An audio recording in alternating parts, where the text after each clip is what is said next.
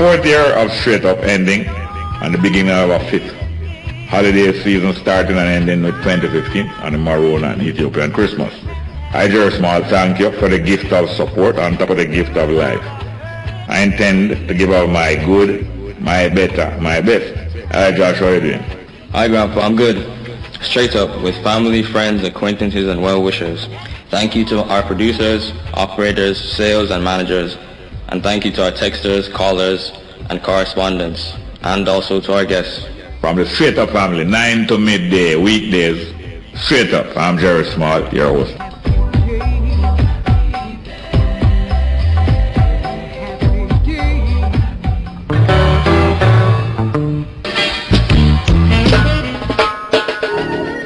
Are you ready? Are you ready?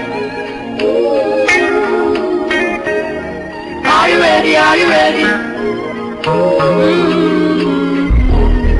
Are you ready? Are you ready? When you are willing to serve.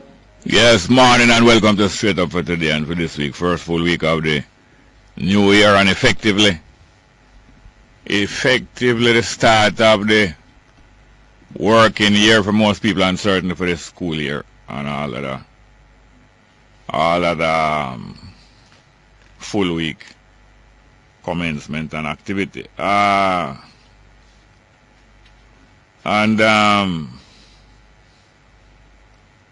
part, like even the JUTC implementing certain rules that was there before, but decide to implement them from today. Most of them reasonable. And there's a time for everything. And the best time to live and the only time to live is in the present. Well, take for instance the beginning of the school year. It's good that all kind of things clear up, including like the situation of Christiana school year. What was it? It's junior high, Christiana school, where a vice principal somebody find them picture and put it publicly, find the vice principal picture of them saying a compromising position. What kind of position? Yeah, one person kind of compromise the position, two people in a compromising position. Well, there could be no peace and quiet and good atmosphere at the school after them thing they publicize, so them thing have to deal it. And the vice principal resigned because he couldn't face that again. Couldn't face the public again after in private life gone viral. I don't even know whether they could have a private life.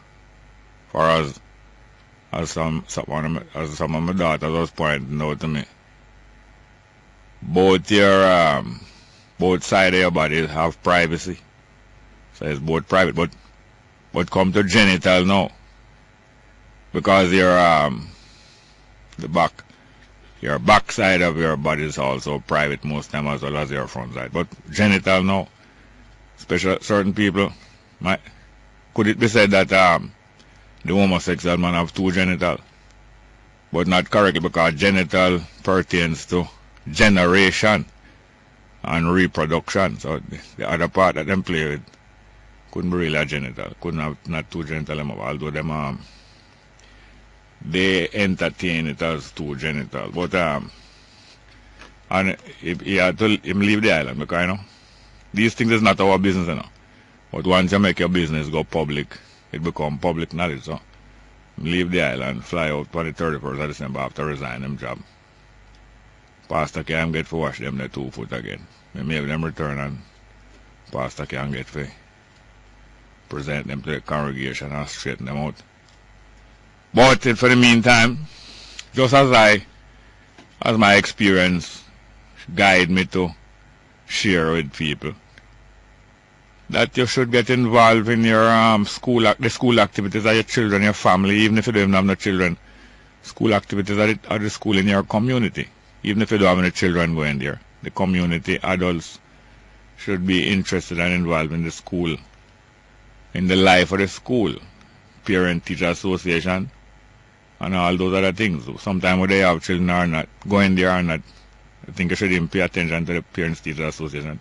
And I saw we are the chairman of the school board, who had to straighten up that situation before the school term begin. Because I can't afford to a school starting back school and all them excitement like this, and it's not even a good kind of excitement, distracting children, distracting the whole community.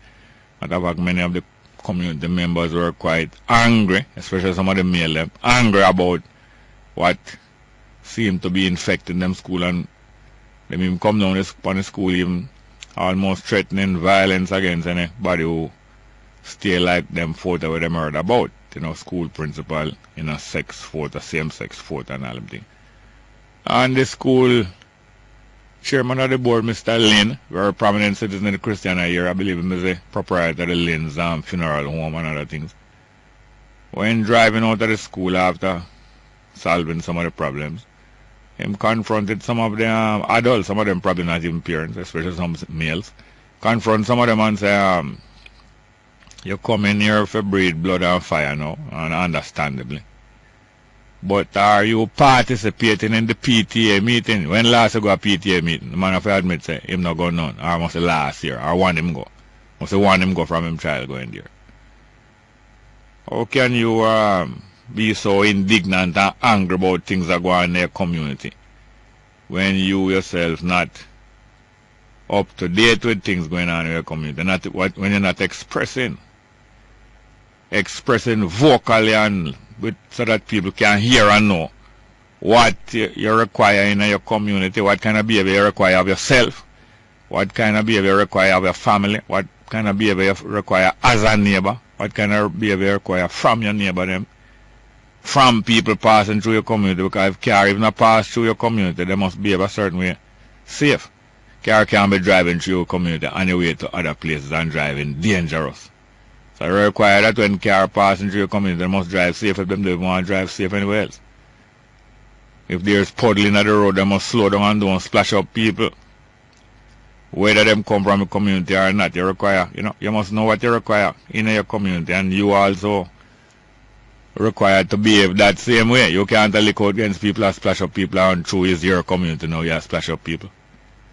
And them way there. And, participate from the parent teachers to the citizen association to the neighborhood watch to the farmers security, taking care of one another, farm, all kind of way you should be involved, or no complaint, should be involved in your community and in different things. It is true that politically ambitious people usually try to control community organizations and infiltrate them, come into them, take them over, direct them. But that shouldn't stop anyone from, it's because whatever them do is because me and you allow them to dominate. And therefore, it's time for you, me, and all people associated in any place or anywhere to participate in setting the rules for those places and spaces, and for keeping the rules. If you set the rules, you must help keep them. If no smoking not supposed to go on in the PTA meeting, you don't smoke in the night. If no smoking not supposed to go on in the enclosed part of the football match, in the stand, family go there for watch football match. No smoking mustn't go there. Go one side, go smoke. You the father, or you the brother, or you the spectator mustn't smoke in the stand. Go one side, go smoke. And anything required, we're supposed to set the rules and help keep the rules though. Otherwise, if you don't set rules for yourself, other people go and rule you. It's simple as that. If you don't participate in setting rules, good rules for yourself and for each other and for us together, and if you don't help maintain the rules, other people go and rule you. It's simple as that, all over the world, all throughout time. Most people who don't set good rules for themselves and maintain it, them end up with other people who rule them. Sometimes even people who set good rules for themselves, other people help end up ruling them because of superior strength and more modern arms them invade and capture you. But you must make it as difficult as possible for other people come dictate to you and rule you and set rules for you, because you already set rules for yourself and maintain rules. And one of the main set of rules must be the rules of how we take care of one another, how we look out for one another, so that even when the stronger one come in with the superior arms, because you maintain rules of looking out for one another, them with them superior arms can just come invade you and capture you. Because superior self-rule can overcome even some of the rules of physics, which say that flame gun can fire from a further distance. Yes, flame gun can fire from a further distance, but because you and your brother and sister unite better, you overcome the advantage where him would have with him superior physics of more gunpowder, high-powered weapon and drone and all kind of thing. You have a better chance because you stay together, you set the rules. And if needs be, and them still out to overcome you, you go disarm them too. Because inferior forces are lower strength of forces because they are united and clean. Because them is united and clean, they are able to go and disarm the wicked. And overcome them with them own sword. But, you know, human beings have a tendency to be waiting for a ruler to come set them straight. Not setting ourselves straight, not self-rule, not correcting ourselves, but waiting for some great ruler to come along and straighten us out. Imagine, sitting down either doing nothing or just living hand to mouth. Satisfied if you live hand to mouth. And hand to mouth don't necessarily mean poverty, you know. Hand to mouth means just working for nyam. Even if you're rich, just working for rich and nyam and dead. Not working to be free and to spread freedom amongst other people. Just working for nyam and for consume. Working for nyam, working for have new clothes, working for have new car. All of that are hand to mouth, you know. Hand to mouth just no mean just poverty or barely eating. It means just what? Just working and not self-governing yourself. Other people govern you.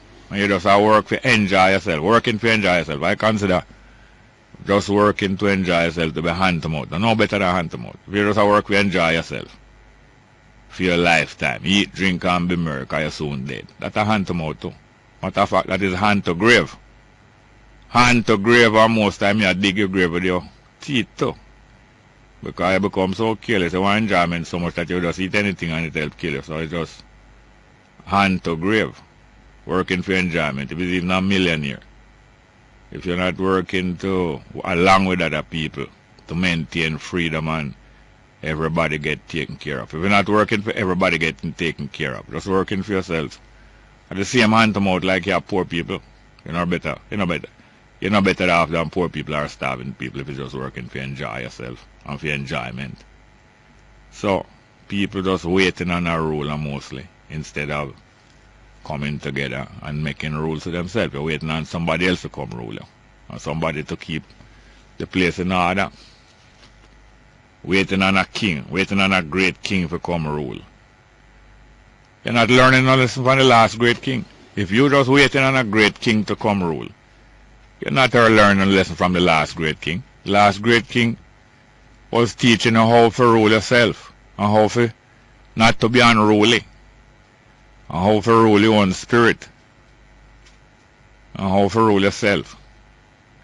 And instead of learning from the last great king. There have been many last great kings, you know, over different time. Last great king means the previous great king. Don't mean say the last one and no more will come. It can mean that, but usually mean the last one that had been around. Not learning from the last great king. All you can do is sit down and just go and live hand to mouth and waiting for your next great king. And wasting the lesson where the last great king teach you. Just sitting down and waiting for a great king to come along. And living hand to mouth. If you even have 10 cars, you still live hand to mouth. Because you live hand to grave. And mouth to grave. Now you must learn. Because the period of kingship is not an indefinite, permanent thing in the earth and in the history of humanity. That is just a period in human being development. The ruling of one family over the rest of the people. That's what ruling of kingship means. Ruling of one family over the rest of the people. That's what a temporary arrangement on the way to better things.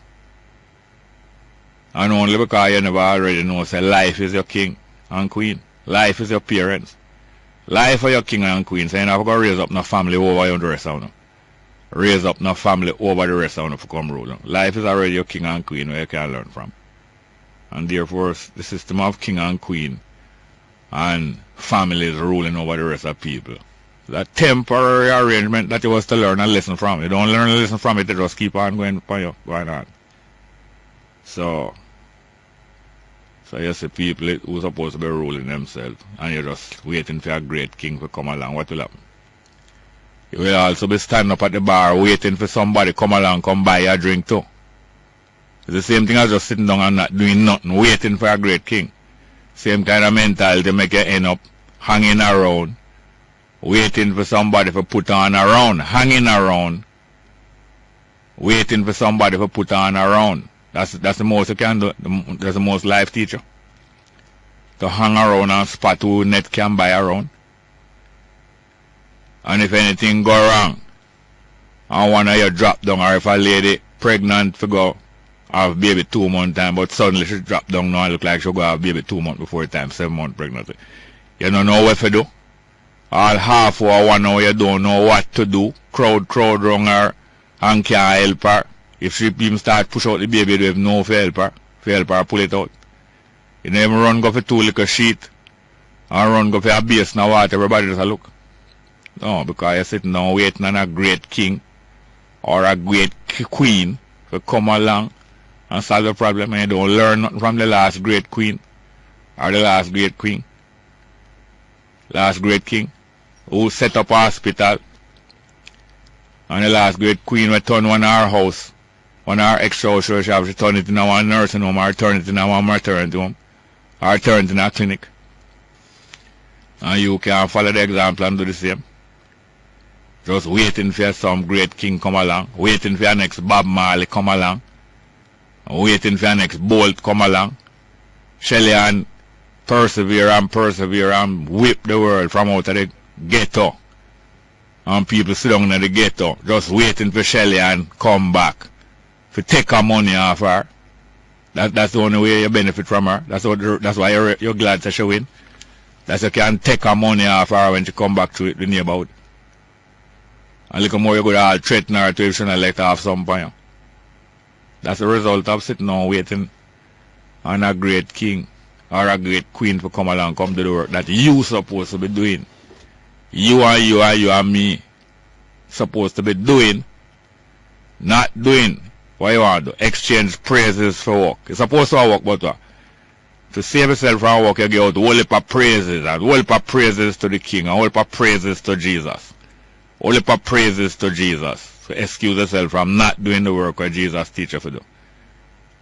In the expectation that when Jesus comes, Jesus is going to say, boy, I hear you was praising from morning till night. And your voice was the loudest praising Jesus. And all them ways are going to do some great thing for you, because you praise Jesus enough with your mouth. And you next one over there praise the king enough with your mouth. You're the king chief praiser. So you're going to look for get paid enough for praise the king.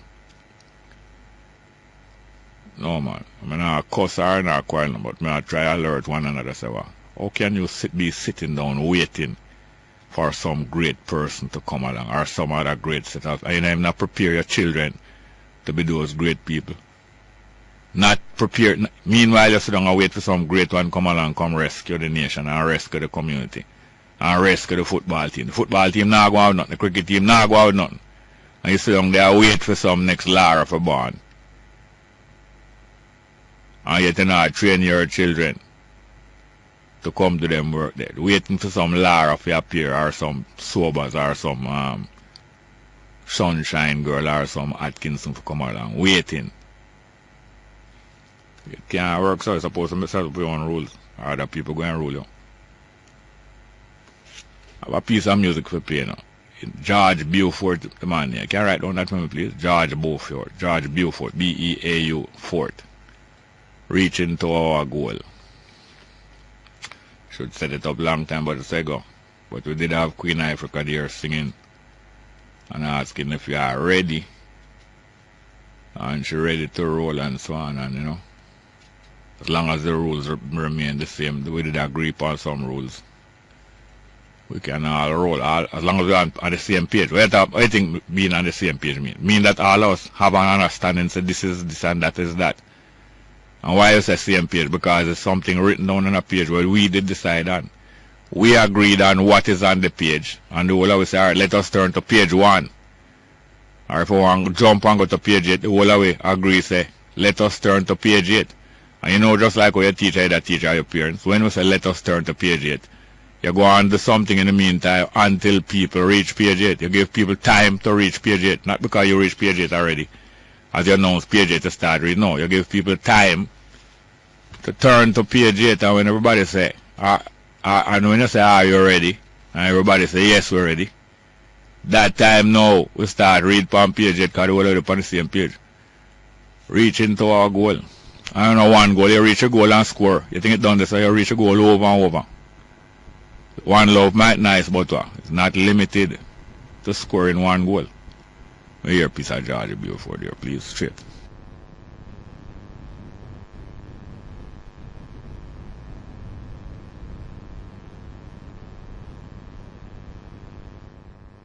We have a little difficulty about to play it recently, so maybe we got it from somewhere else. But that is it, so it is. That's why I have to give one another time. If we reach on the same page, we're going to go for a break straight.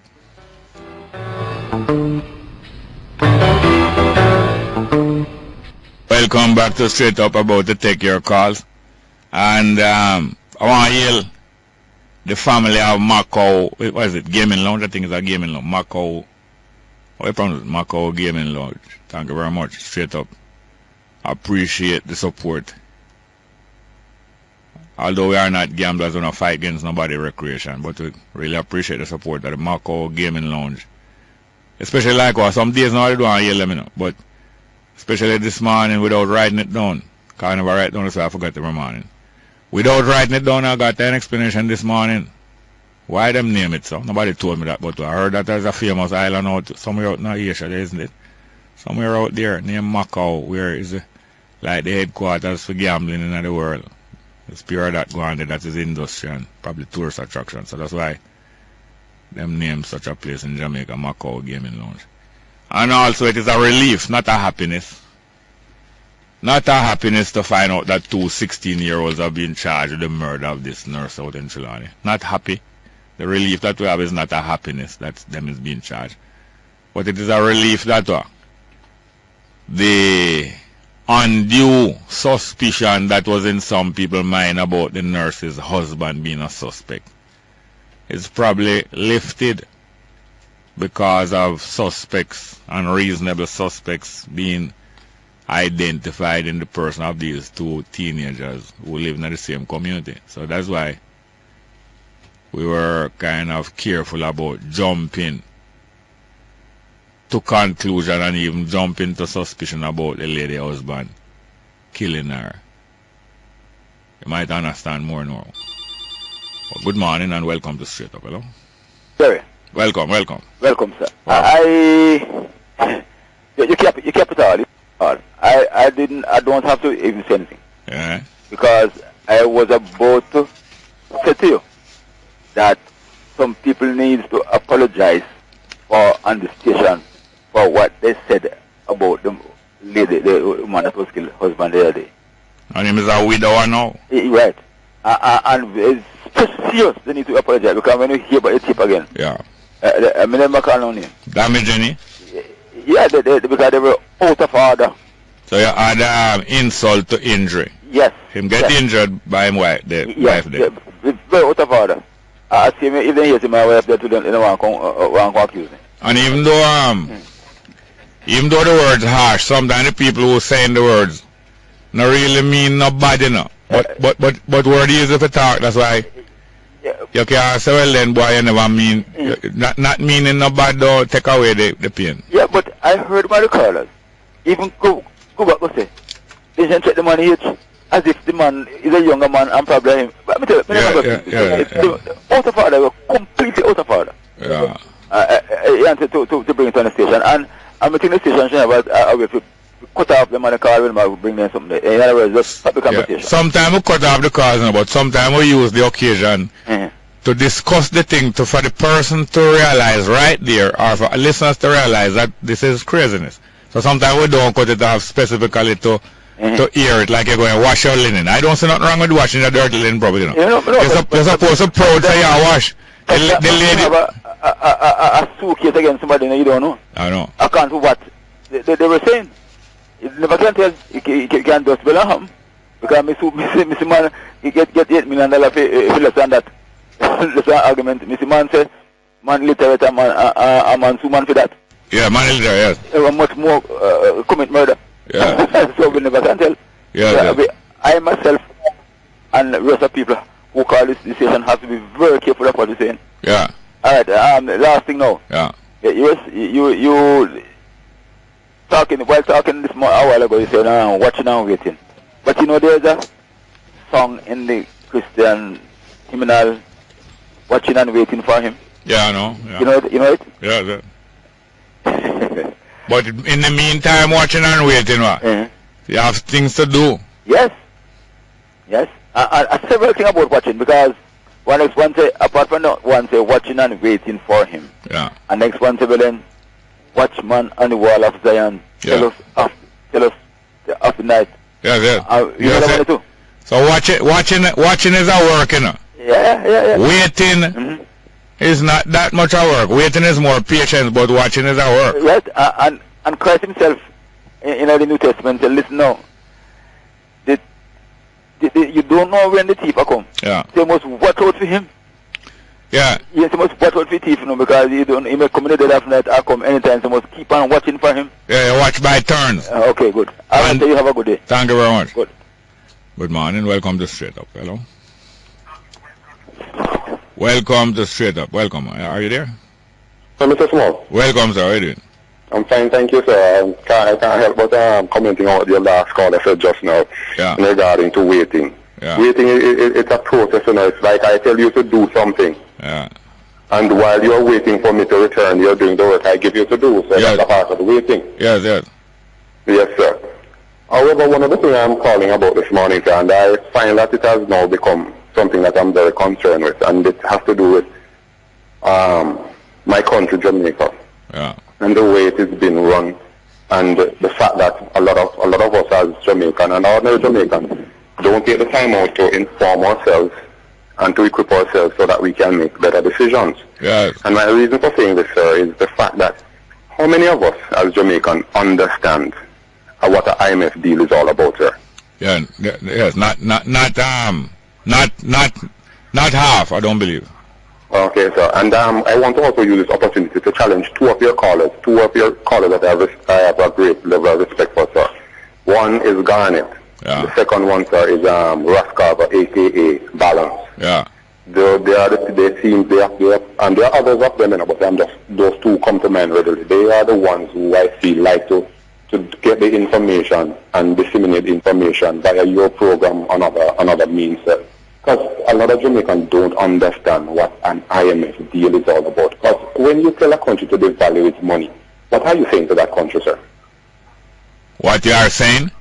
Yes, Yeah.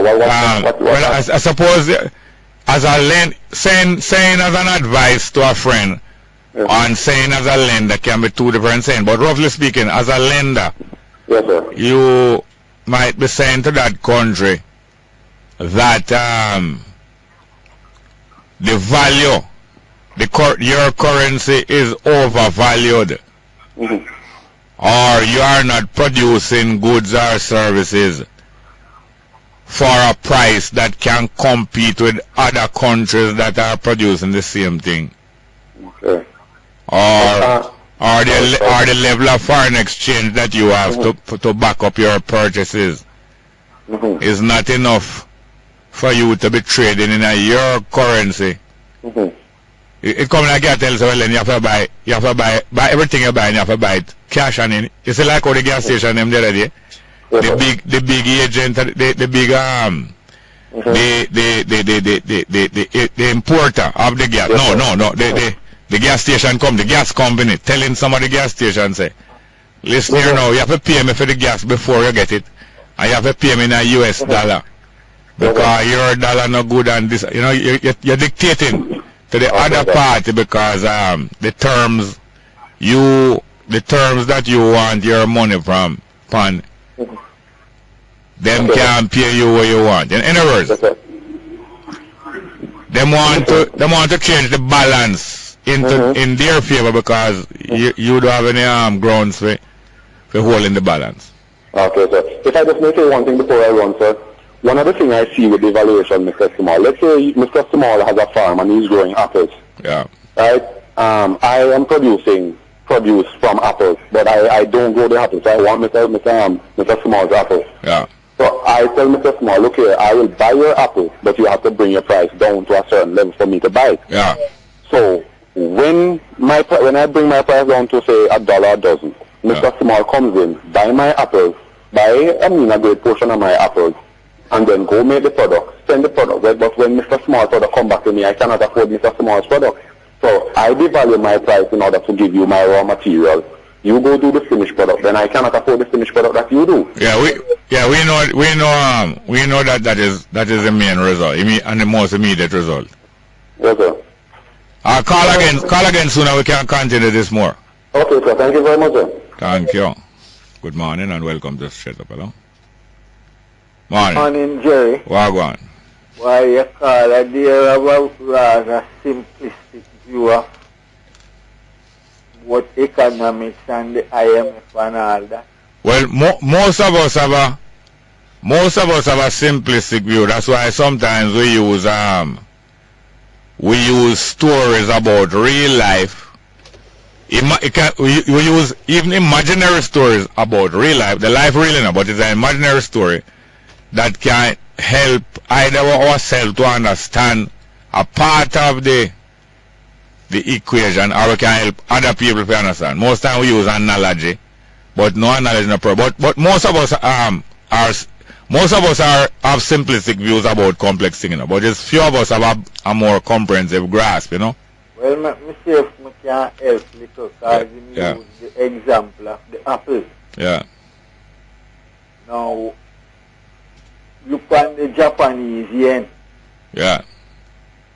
When the Japanese yen is 100 to 1 US, Yeah. the Japanese don't like it, No? They prefer it at 140. Yes. Because You know why? Because they are so efficient yeah. that their economies of scale suit them to have them dollar at all 140. Yeah. If you look over this Christmas, only more Jamaicans and foreigners come to Jamaica this year than many other years. You know why? Because them foreign money can buy more when it come to Jamaica. Absolutely. Now the apples. If he is growing the apples and him tree, the apple tree them, with a method of growing, the tree only have 1, 2 dozen apples. Because him now prune the tree and the thing one little mulching up and all them things. Yeah. That is one thing. Yeah. Suppose him prune the tree and mulch up the thing and the tree starts to produce 6, 7, 8 dozen apples. Yeah. It is more efficiency, so the valuation would have worked both ways, because he would have devalue, you would have buy more, and because he might produce more, him doing a greater volume. And I remind people that producing more means say you have to produce more of the same thing, more of the same thing in the same time for the same money or less. More things in the same time and for the same money. If you're going to produce more things, like if you produce 100 buckler roots, you produce 100 buckler roots last week for 100, it costs you $100 for the raw material and for pay the guy that will help you. And you. If you're going to produce 140 this week, in the same time, that means you produce more roots in the same time, 140. But if because you have to pay them over time, or the 40 more buckler roots where you are going to produce, you'd have to buy the other raw roots for double the price. That means that yes, you have produce more roots in the same time, but it will cost you more money. Yeah. That's not efficient. That's not going to be efficient. It have to be more routes in the same time for the same money or less. Yeah. Or less than 40% more. Yeah. If you produce 40% more routes and you only pay 30% more, you're still $10 ahead of the game. Yeah. Let's go for a break and come back. I'll do your time gone. Welcome back to Straight Up. Garnet, you have a minute. Very quickly. Minute. On the matter of justice, Yeah. I see we all two suspects now in the unfortunate murder of this retired nurse. Yeah. Now justice must mean, that it is the prosecution that must prove the guilt of these two suspects. Yeah. And not these suspects to prove their innocence, Yeah. Because I remember an unfortunate situation where a house full of women were raped, including children. Yeah. And we grab up two youth and say it's them, Yeah. only to find out that it wasn't them.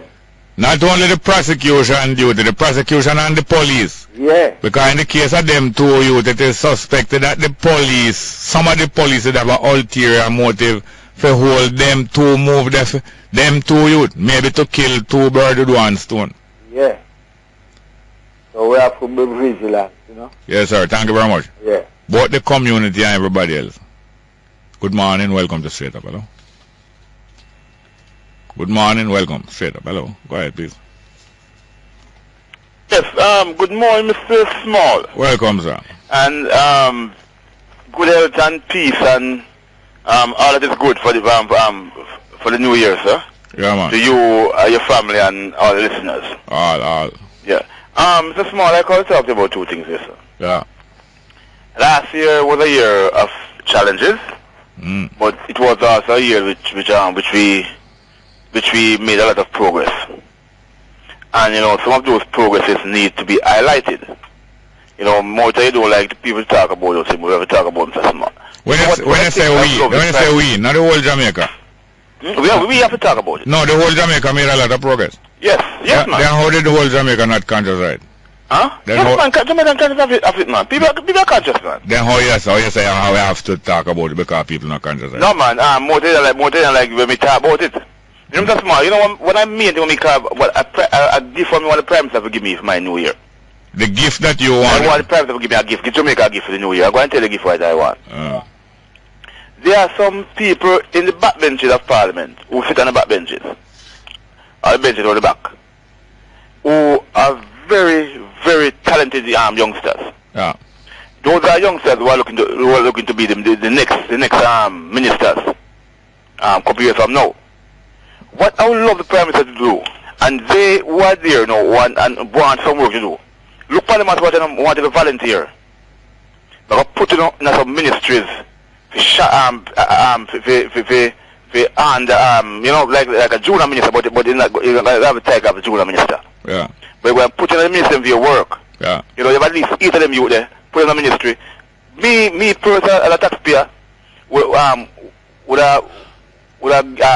give them travel allowance.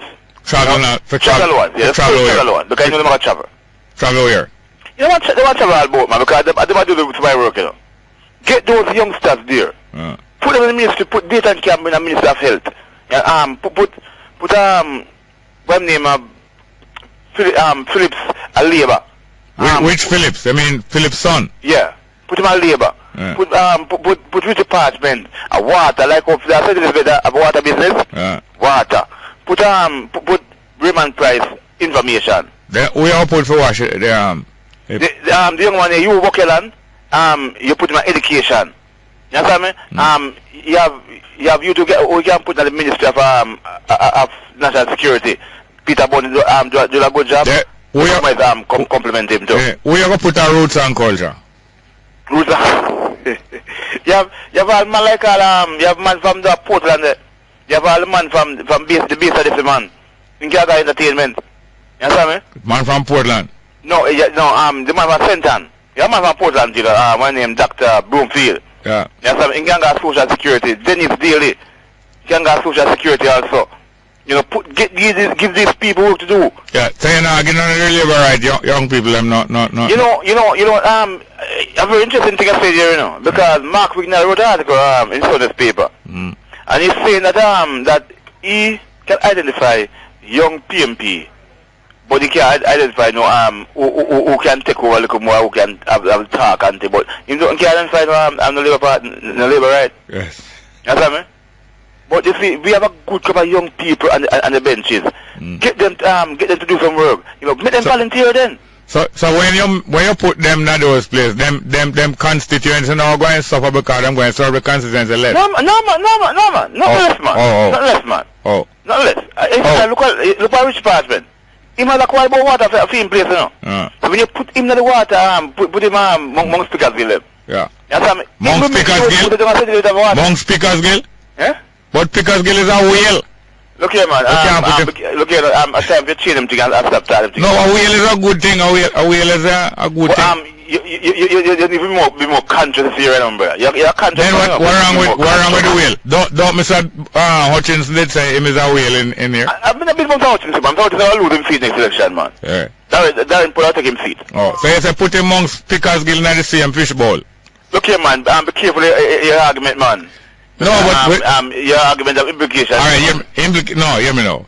You go and laugh. You go and when you go up on HQ because we are boxing in the face. Listen, my brother. Yeah. No, you're gone right time. I want to give better a chance. No, it's better to take a chance. No, man, give a chance. Let's go to the next call. Good morning. Welcome to Straight Up. Hello. Hello. Morning, sir. How are you? He might wash bed dirtily in the public. Not well, tell him to cut off bed pan 106 this morning. This morning? This morning. Oh, yes, sir. Cut off Rasta and I, man. All right, so tell him and that. And it them on the same side? Yep. No, man, but Rasta and I say what I was saying was devastating to the government in the early part of the year. Yeah? It was talking about radicalizing the whole system. And anybody with PhD must be vetted. Yeah. Before they enter the system. Oh. Because they are destroying the system. Yeah. Anyway, I want you to tell Ghana there's another side to devaluation, and the equation have one side, you have two sides. Yeah. You must let him know that the man that earns the local currency is at a disadvantage because the value of the currency will go down. Yeah. You know, and you must make him know that to be productive, if you require foreign goods, it's at a disadvantage also because your foreign goods that your input will go up. You mean if your production requires require foreign raw material input? Some raw material, some material never raw because that would be computer and equipment. But if it require foreign capital goods, will go up. Yeah. So there is many sides to it. Yeah.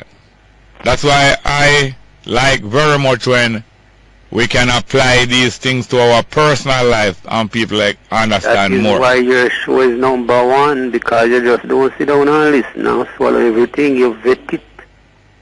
Like a vet. Through the process. Yeah.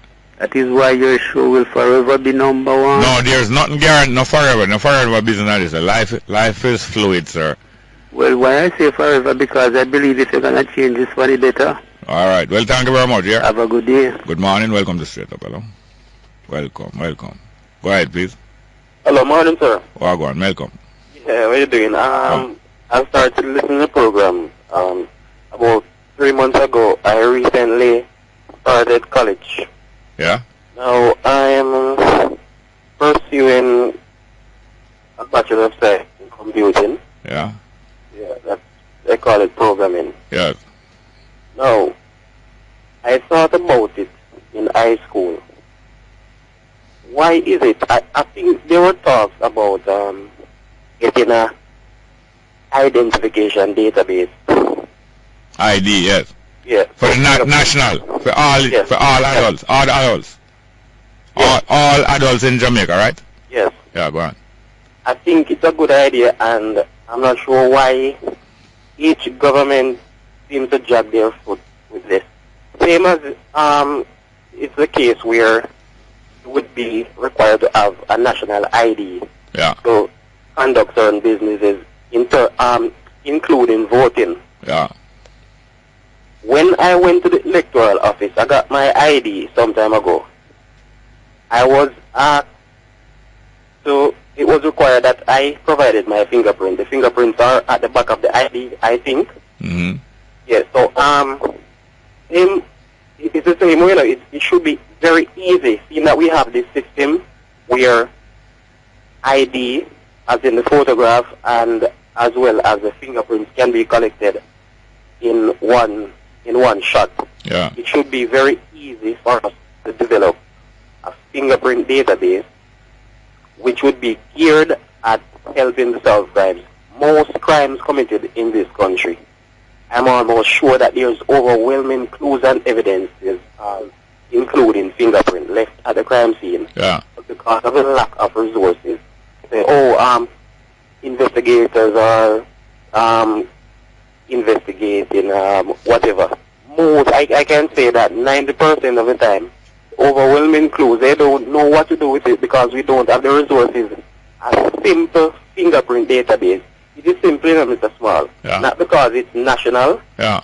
It's a program where all of the stations would be networked and be on the same page. We're talking about the same page. Yeah. So it would be as if they're sharing information real time. Can you call me back after 11 o'clock and tell me some more about this?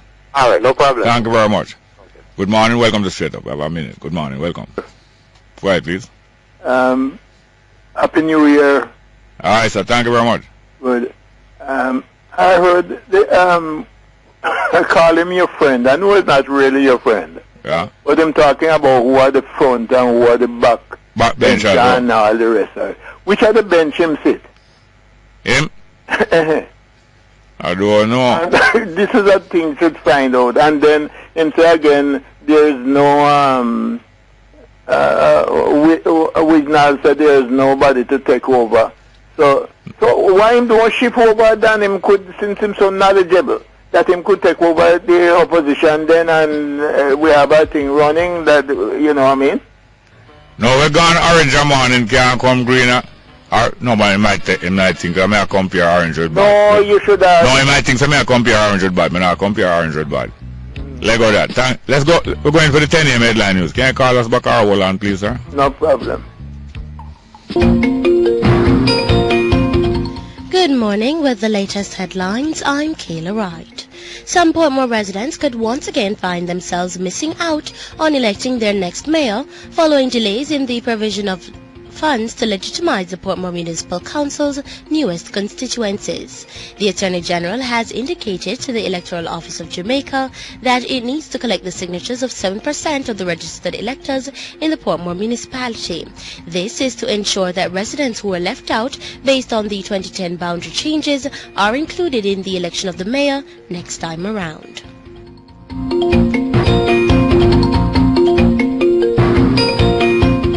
As of today, the Jamaica Urban Transit Company, JUTC, says it will no longer allow customers to use their smarter cards to pay concessionary fares for other passengers. The JUTC says concession passengers whose fares are paid for them by other cardholders will now have to get their own smarter cards or pay the full adult fare of $120. The JUTC says it was forced to take this action because of abuse of the pay for other feature by passengers who use it to access concession fares for people who should be paying the adult fare.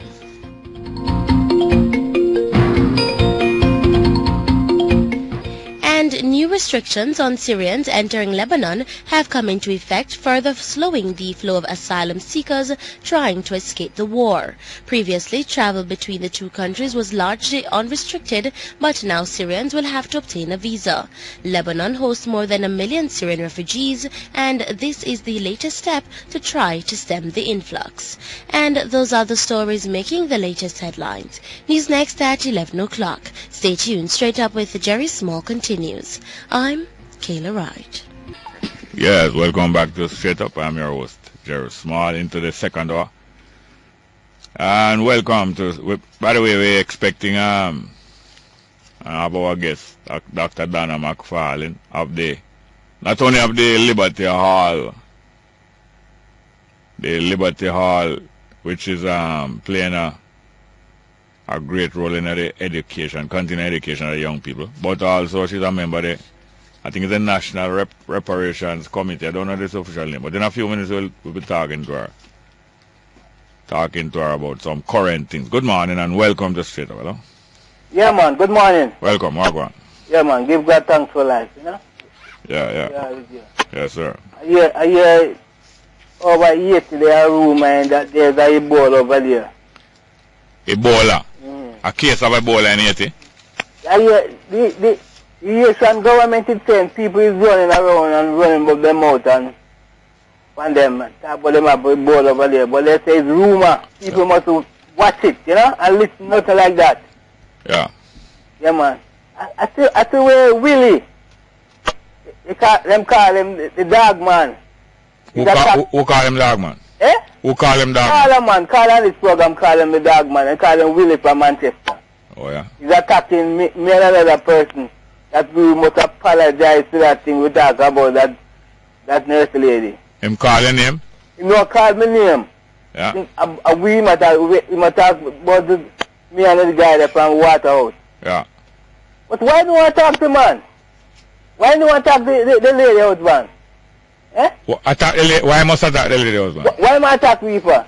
Why must he attack the lady husband? Because if the lady husband is the right thing, I think that lady will be safe today. If him did do the right thing, what is the right thing? I protecting the lady, locking up the place. Lock her up in the house? Yeah. Lock her up in the house? Yeah. And protect her. You did hear that people break into the house before? Yeah. So if you lock somebody in a house that is broken into more than one time, that make them safe? That would look better because the lady would have a telephone inside in case of that. In case anything could call to the gentleman, and the gentleman even could have even... So how is it that it is said that the youth them get the telephone from her? It said that they break and go inside the house. So when them lock her up in the house, them can break and go inside there and get the telephone from her same way? It's short look at time and the man go to the road, go buy a telephone. You was there? And if somebody was knocking or breaking on the place, the gentleman could get in touch with you. No, I agree that there are precautions that people can take to make it harder for them to become a victim. But you are there now making more criticism when you are drawing down suspicion on the man. Not saying that him careless, but saying maybe him do it. But it said that he and the lady lived for 55 years. Yeah. Did you hear about that? Yes, and so what? Let me tell you, if me was his position, you see? What they living with the lady for 55 years, what is the importance of that? Well, I just saying it. Yes, but why you say it? There's a reason why you say it. Because maybe some people listen and would like to know, you know? And because some people would like to know the Muslim in 55 years, that's why you said it a while ago. Yeah. So right now you're trying to disguise the real reason why you just said that thing a while ago. You want to say that, no problem.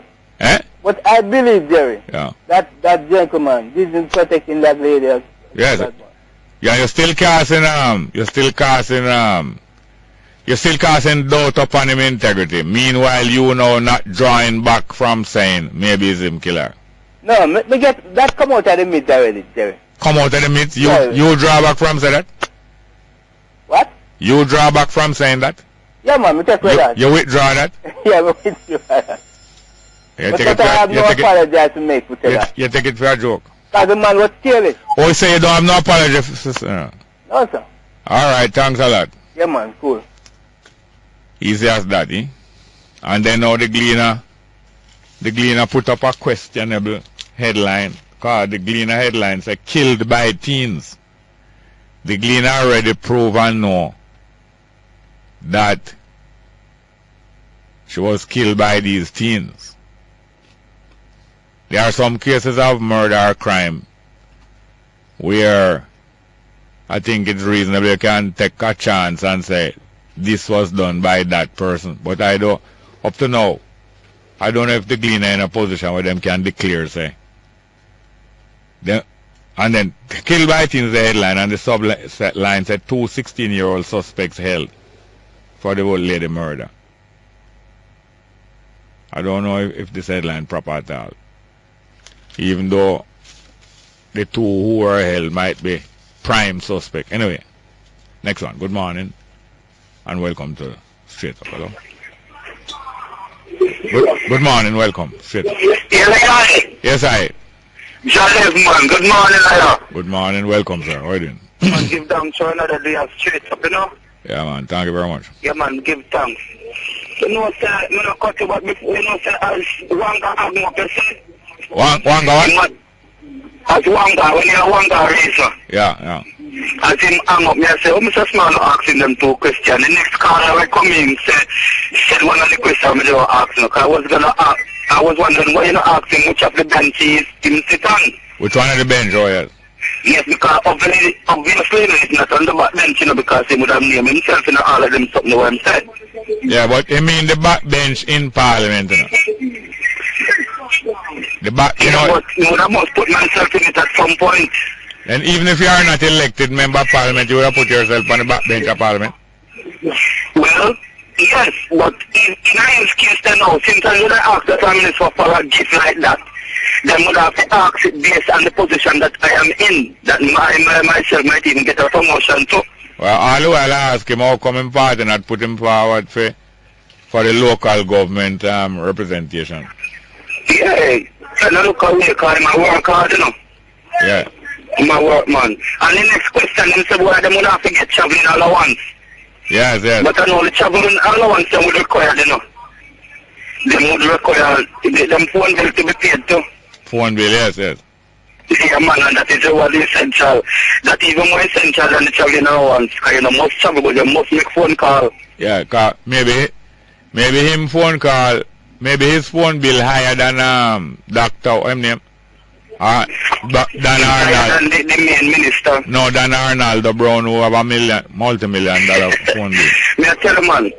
Yes, sir. This morning, I like your opening remarks, Mr. Small, you see? Yeah. Because we depend on the topic for what they celebrate my quanta down in the country there, you know? Yeah. And I explain to the people, see, you can't sit around and wait for a certain member of the family or certain people to pop up on somewhere to come bail you out of your trouble. You must always think for yourself, Mr. Small, and pursue it, you know? Yeah. Because when a person sits and waits, Mr. Small, for that special one to come, you know, there's always another set of people come rule you. Yeah. As I said, I send that people or that person come to rule you. What you saying to yourself now, a God sending them, Mr. Small. Yeah. Yeah, man. Anybody come and start to rule you, say, boy, a God send.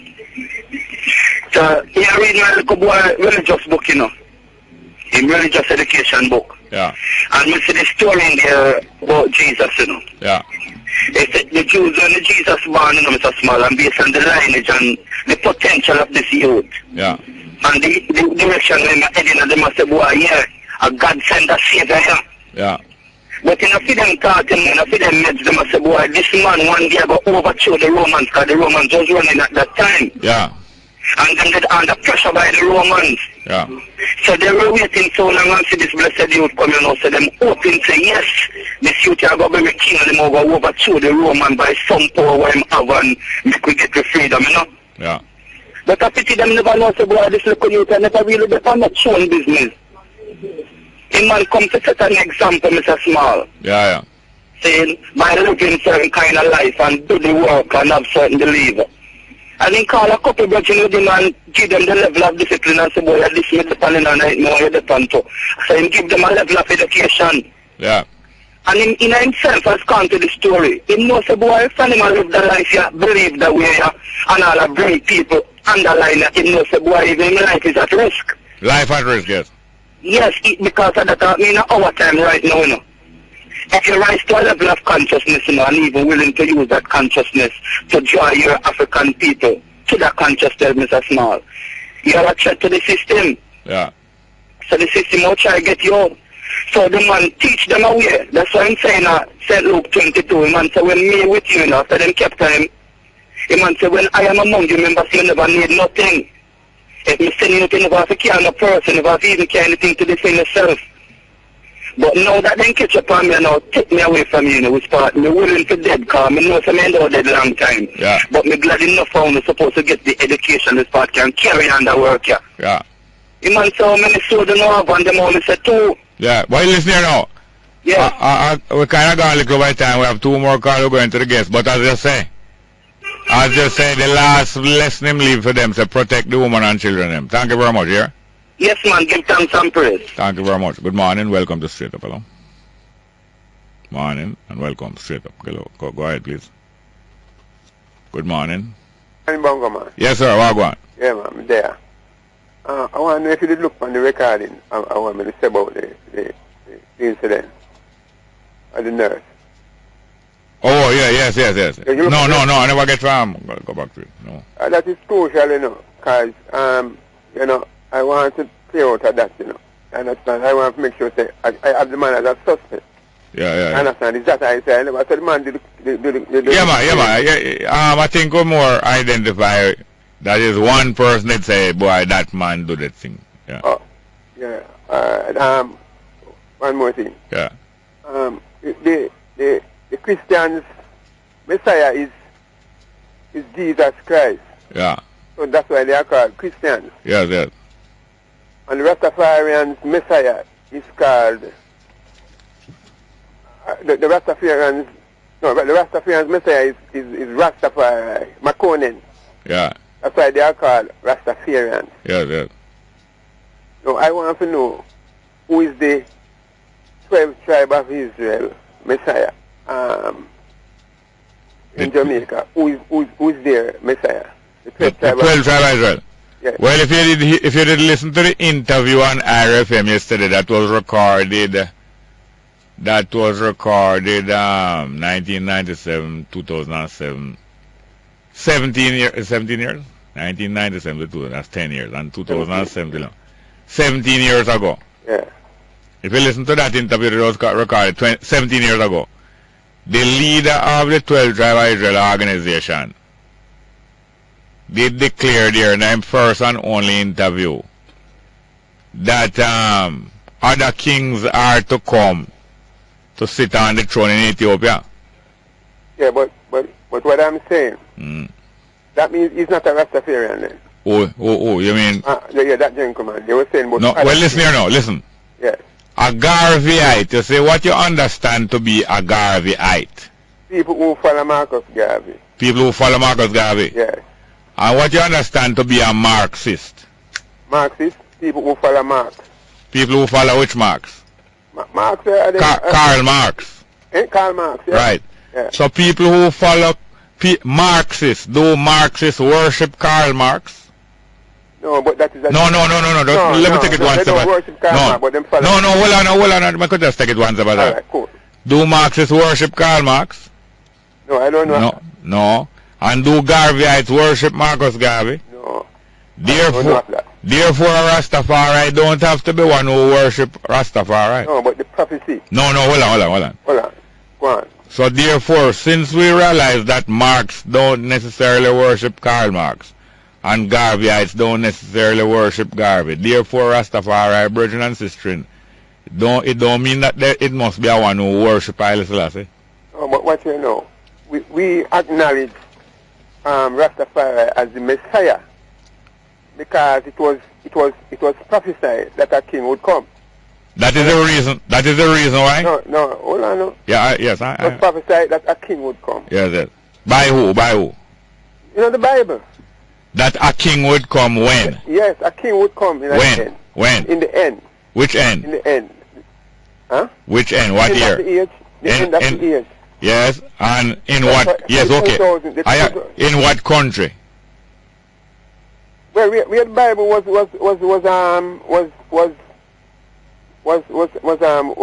built. Yeah, and where that was? In Africa. At the time, yes. Yes, in Africa the Bible built from Moses come down. No, yes, Moses did born in Africa.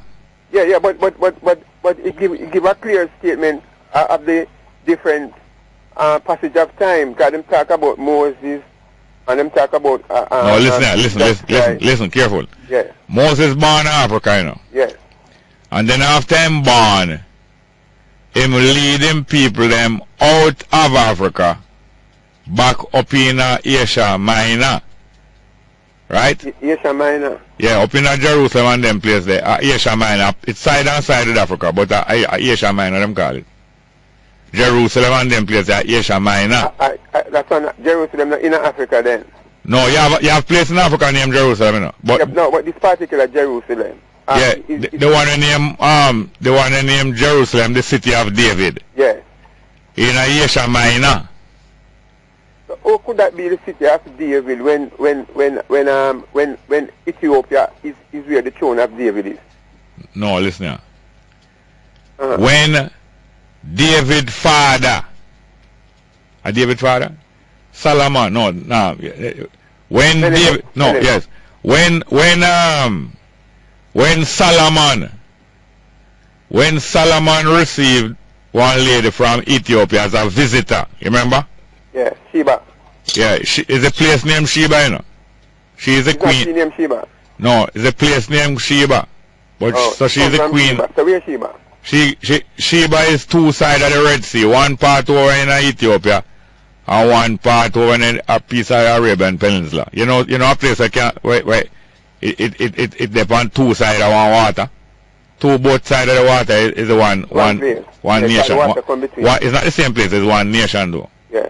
Sheba. So but anyway. Is Africa though? No, yeah, most of it in Africa. Well, she traveled from Ethiopia, go up to Jerusalem, according to the story. And she and Solomon link. And then she get pregnant.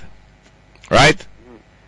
When she pregnant, she go back over the water. Not even she walk along, she never go over the water. I don't know if she go over the water or she walk across the land. But she go back down in Ethiopia with pregnant, right? And her son was born now have the blood from Ethiopia plus from up in Jerusalem, like how somebody father would be a Chinese and the mother is an Indian. Yeah. So the father come from up in Jerusalem and the mother come from down in Ethiopia. She carry him back down off your yard, go have him. Right? Yeah, that's how cross the water.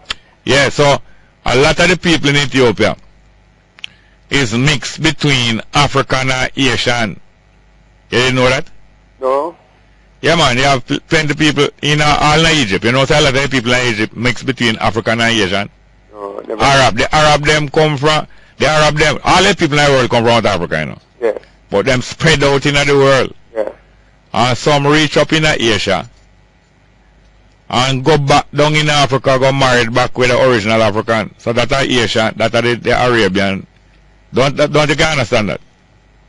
Yeah, I understand that what you're saying. Yeah. So now, one more thing I'm getting clear because we have a visitor, our guest waiting. So you realize that Jerusalem, where is this? The city of David, right? Yeah. Which is in Asia. Yeah. Yeah. And you realize that it is not on the continent of Africa itself, but it joins onto the continent of Africa. Yeah. You realize that?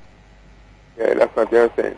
No, then wait, Jerusalem, the part of the earth where Jerusalem is, it not joining on Africa? Yeah, China, but you know some places separate because of water. No separation. It's not separate because of water. A human being cut a canal between it since the last 100 years. Okay. Suez Canal had just 100 years ago that cut in. But the two land join on. Then North America and South America not join on together. Yeah. Then because them cut a Panama Canal, that means that them is not join on? No. Them join on. Yeah. Man cut one canal. A canal is just a little ditch, you know. Yeah, it's water. A ditch. Deep enough for some boat go pan. Yeah. But them can't cut off North America from South America. That join. It come like a man cut a channel cross way back. Like how them lady, you know, some lady put some, what them call it, some knob all through them tongue. And some put it through some other place. That not really cut it out. For that. Yes, and that not cut it out. That mean that not separate one part of our body from another. You know, mind sharp the flesh grow right and you can see it again. But it's going to take some more time to solve out this. But as I said, the fact that someone follow the teachings of Rastafari, you see? Yeah. Don't mean that them worship His Imperial Majesty Haile Selassie, you know. Yeah, well, listen to me now. Although, yes. People worship Jesus, because Jesus come upon the earth as man. Yeah. We see Rastafari as come upon this earth as man. Yeah. And we see him as man who's the same Jesus. Yeah. But the same one. Different. The same one who did born 2,000 years ago. Yes. Hold on. The same one who did born 2,000 years ago, right? Yes, and the same one. No, make me don't know, man. I'm state the thing. The same one who did born 2,000 years ago is the same one who born back 1892. Yes. Out of the same woman. Not out of the same woman. No, just tell me yes or no. Not the same flesh, but the same spirit. Are the same person. Hold on there. The same spirit. Yes, the same spirit, but all right. different flesh. Yes, okay. Yes. So now you was on earth before too. Me? Yeah. What do you mean if me left on earth before? Just tell me yes or no. Yeah, man, me left on earth before. And the whole of we did depart before. Yes. And the whole of but because, yes. Hold on. No, don't get cut. Just step by step. And the whole of we going depart again. Yes. Tell me something. The population of earth increase. Yeah, well, I can't from that time. Yes, it increased. Then where more spirit come from to fill up them bigger population? Yes, that is beyond me. That is beyond me. But how you know said beyond you? Eh? How you know said beyond you? Well, me not go speak on that, you know. Me not go speak on that. Yeah. Why? You know, that are gonna need evidence. Evidence, but you have evidence before that you was here and you know which woman you did born out a couple hundred years ago, which country was in Africa or since? No. All right, since you hold on, one more question. Me not doubt what you are saying. Come here, learn. Yeah. Since the African them reached Jamaica 500 odd years ago, you ever born at Jamaica before? 500 years ago? No, not 500. No. Listen, take it just simple. Yeah. The African them reach Jamaica 500 years now. Capture, prisoner of war. Yeah. Since we don't, our people don't have prisoner of war, you ever born at Jamaica before this time? Yeah? Well, as me I say. No, just tell me yes or no first, before as I say. No, me couldn't talk on that. You say you don't know, maybe tap though. Yes. So maybe you born at Jamaica before. Yes. But you're not sure if it's the last time you did born, if it was in Africa. No. So you see how much things you don't know then? Yes. Okay. But what I'm saying, Yes. I hear what you say, Harry, because you say it over. Right. Yeah, but we hear that, you know. We're not fight that. All right. We're not fight that. All right. But only I say if you know which party did born last time, if you're sure. So we don't sure that. Hold on, let me tell you something. He's a black man and he's a white man. Yeah. And it states that black people come from Africa. You know, have a state that, me know that. But we have to go. Look here now, look here. Your call so important that it cut 10 minutes into the visitor time, the guest time. We have to leave it there, so. Thank you very much.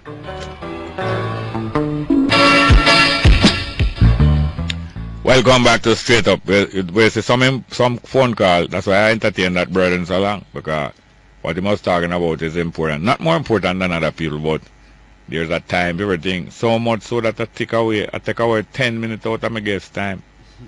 And allow the phone call for go on for about almost 15 minutes, most about that. Welcome, Dr. Donna Mcfarlane. How are you doing? I am great. Thank you very much, Jerry, for having me. Yeah, and you are a part of what do I call National?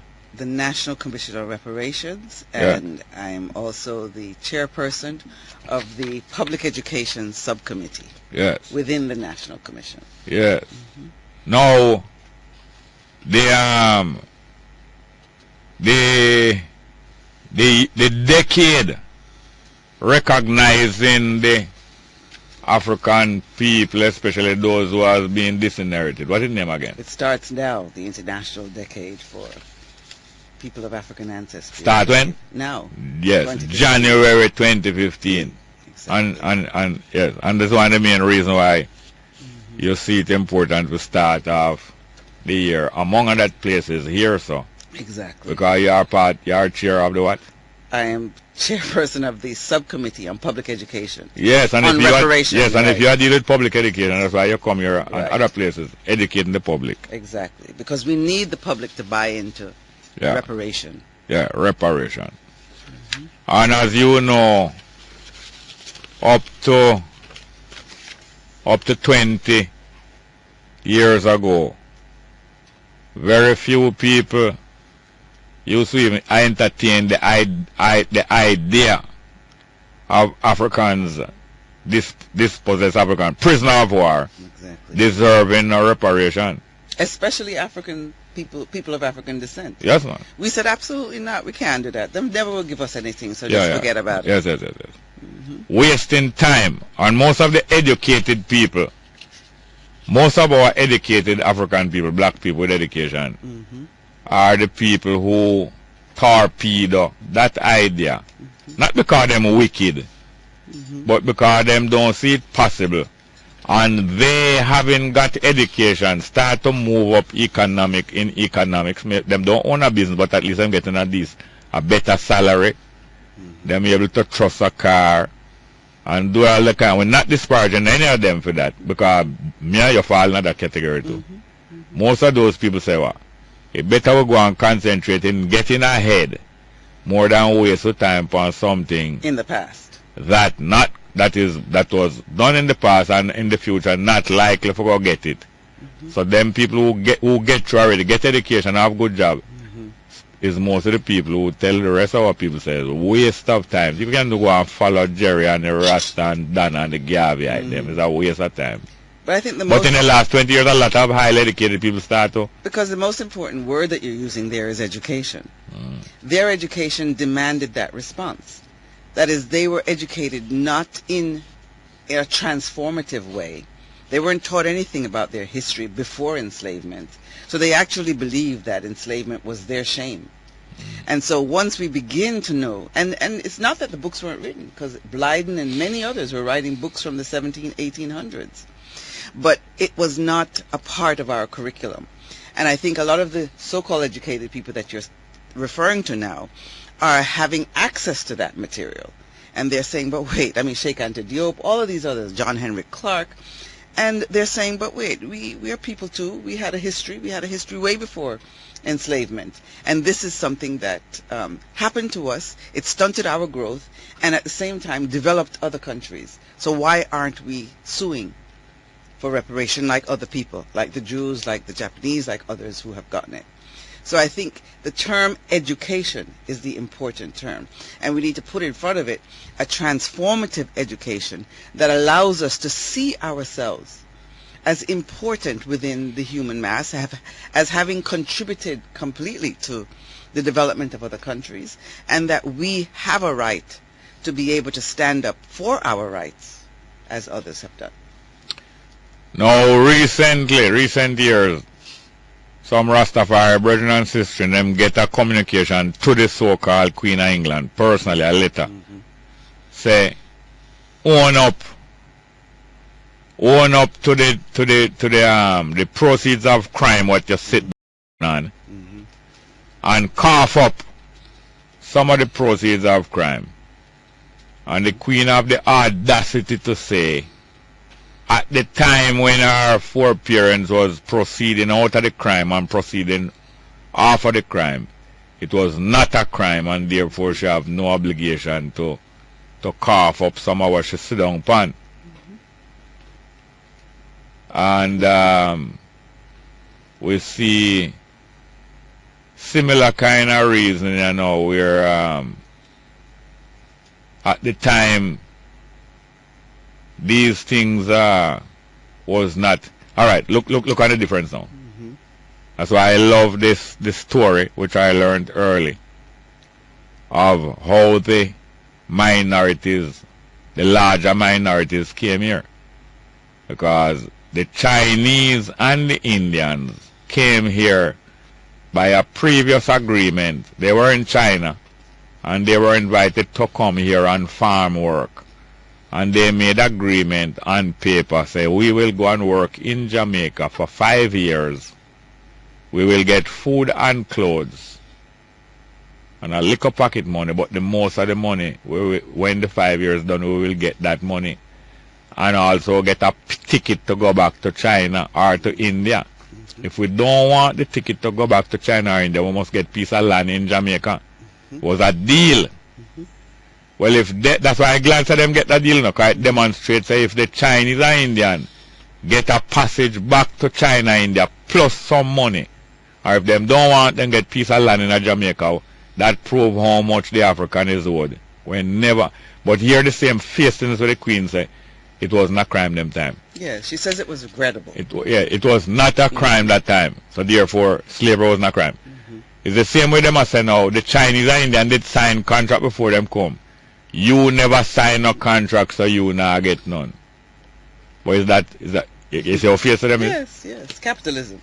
Yeah. You know, if we have a contract, we have to honor that contract. Yeah. But if we have no contract, but then furthermore, you were not human. Yeah. You were not considered to be human. Yeah. You were added up like any pig, cow, goat on the estate. Yeah. So therefore, you had no rights. You had absolutely no human rights. Yeah, but that is a trickery. Because you wasn't on the estate first. You was on your estate in Africa. That's where you wasn't. Yeah. Them want to count you from estate like you was a chattel. Chattel and cattle mean the same thing. Right. Chattel and cattle mean the same thing. Part of the land and part of the richness of the land. We was not no estate first. The crime commit when we was on our estate in Africa. And then you hear some of the more fierce and say them add. Some of your people to did sell you. So go ask them for reparation. Yeah, the arguments are very clear. Yeah. And no one ever mentions the gun.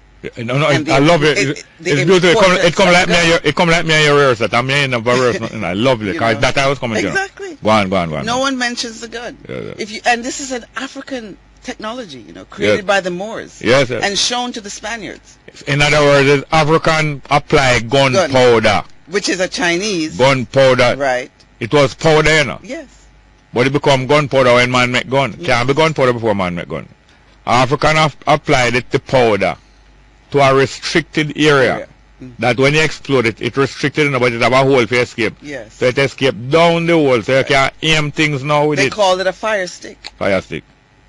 And the Africa Spaniards, it, yeah. exactly, and they took it and they developed it and they come to us now with this gun. Yeah. Now you walk into a village, let's say, and you say you need 50 people. Yeah. And okay, you need 50 prisoners. You need 50 prisoners. And if I had only 20, I say, okay, I have 20. You can, what do I get in return? He says, well, I want 50 and I have this thing. And then they just turn around and shoot one. And to the No, you're talking too fast. Them go to some of the Africans. The European will come with the gun now.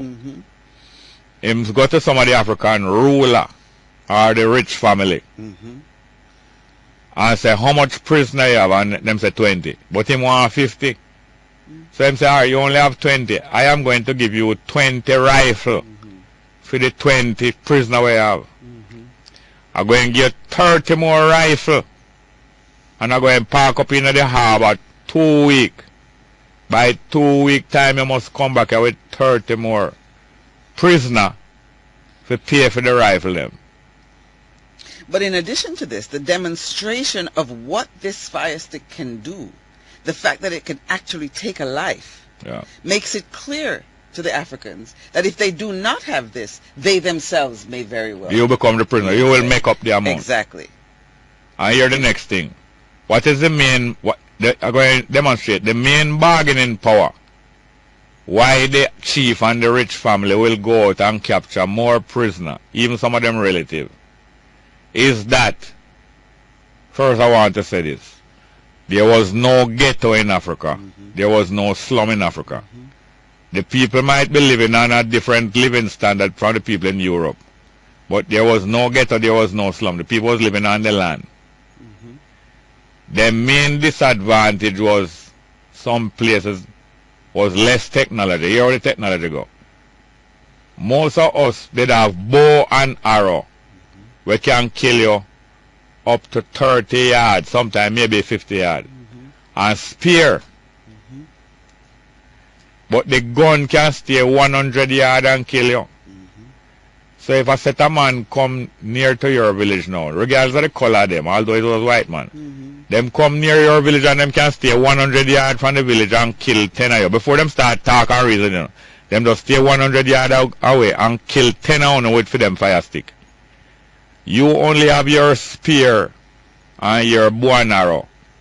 You can spread out, scatter and spread out and go around behind them and pick off one and two of them, maybe, if them now watch say you spread out. But you have to reach within 50 yards and 30 yards of them to kill them. Exactly. So you start to realize, say, if these people can stay 100 yards away and kill we, for them weapon more powerful than our one, let us reason with them. Exactly. We want some of them weapon, yeah. Let's go for a break and come back.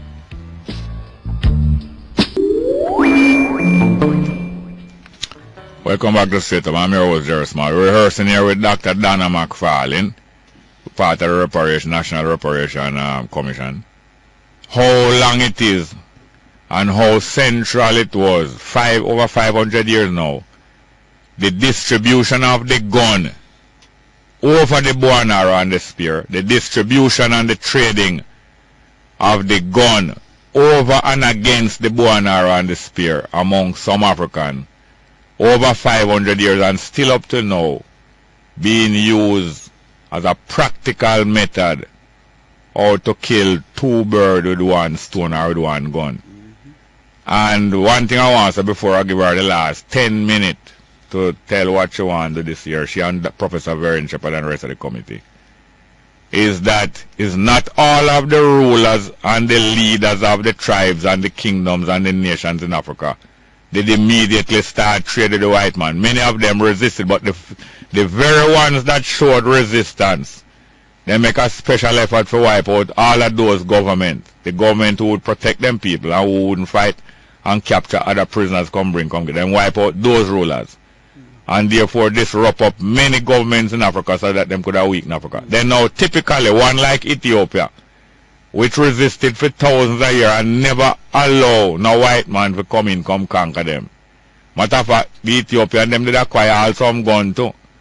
So Ethiopia was like a rarity in Africa, and that's why it was so special in Africa, because it was the one big part of Africa where that resisted for thousands of years and never make no deal outside. Even though some of the Ethiopian rulers and families was enslaving them own people inside, so it was like them was not saint, But them never that. There were some of those who never bowed to the white man and become part of that, even though them are the own slave. And I try to go on like, but see how long it a go. Now, what you want to do in this year and this decade, What we want to do with public education is teach our children specifically, and of course the rest of the nation.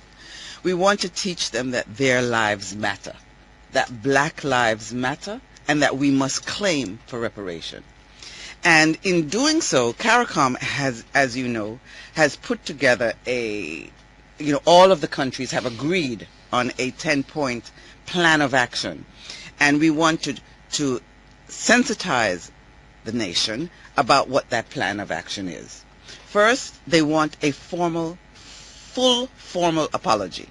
And that from who and who? From Britain, Yeah. from any of the countries related to the Caribbean, the Dutch, the French, all of the countries, that reaped the benefits out of the slave trade, yes, or out of the slave plantation, out of the slave trade and the plantation, and the Industrial Revolution too, exactly. which was the making insurance, of all of them, the making of the machines that carried the Europe into the real industrial world. Right. Yeah. And the statements of regrets that have been given are absolutely reprehensible responses.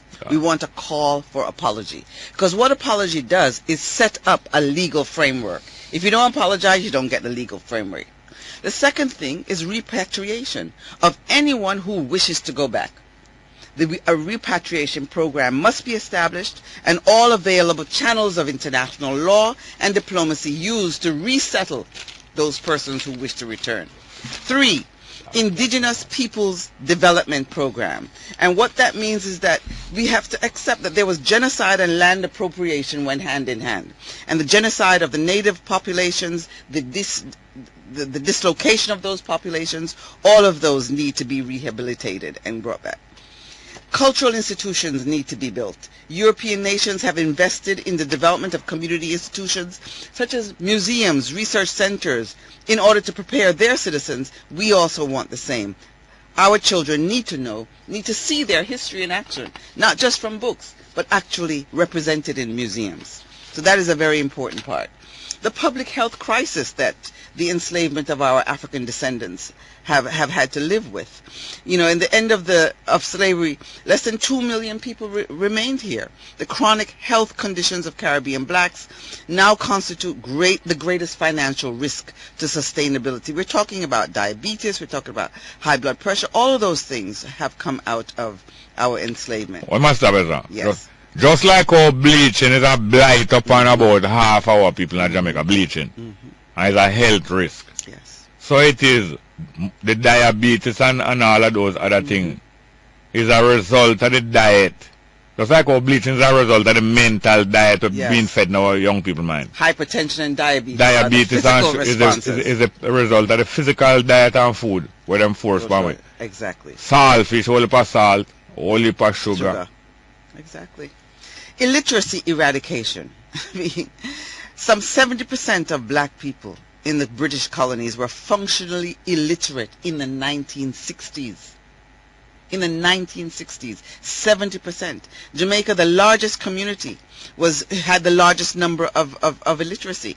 So we need to talk about, we need schools to be built. For me, I see 2 schools in every parish, one for girls, one for boys, for the poorest of children who are bright and who need to get forward, completely paid for, from primary to secondary to university, in every parish. I mean, no fees. No fees. Fees. And all of what they require.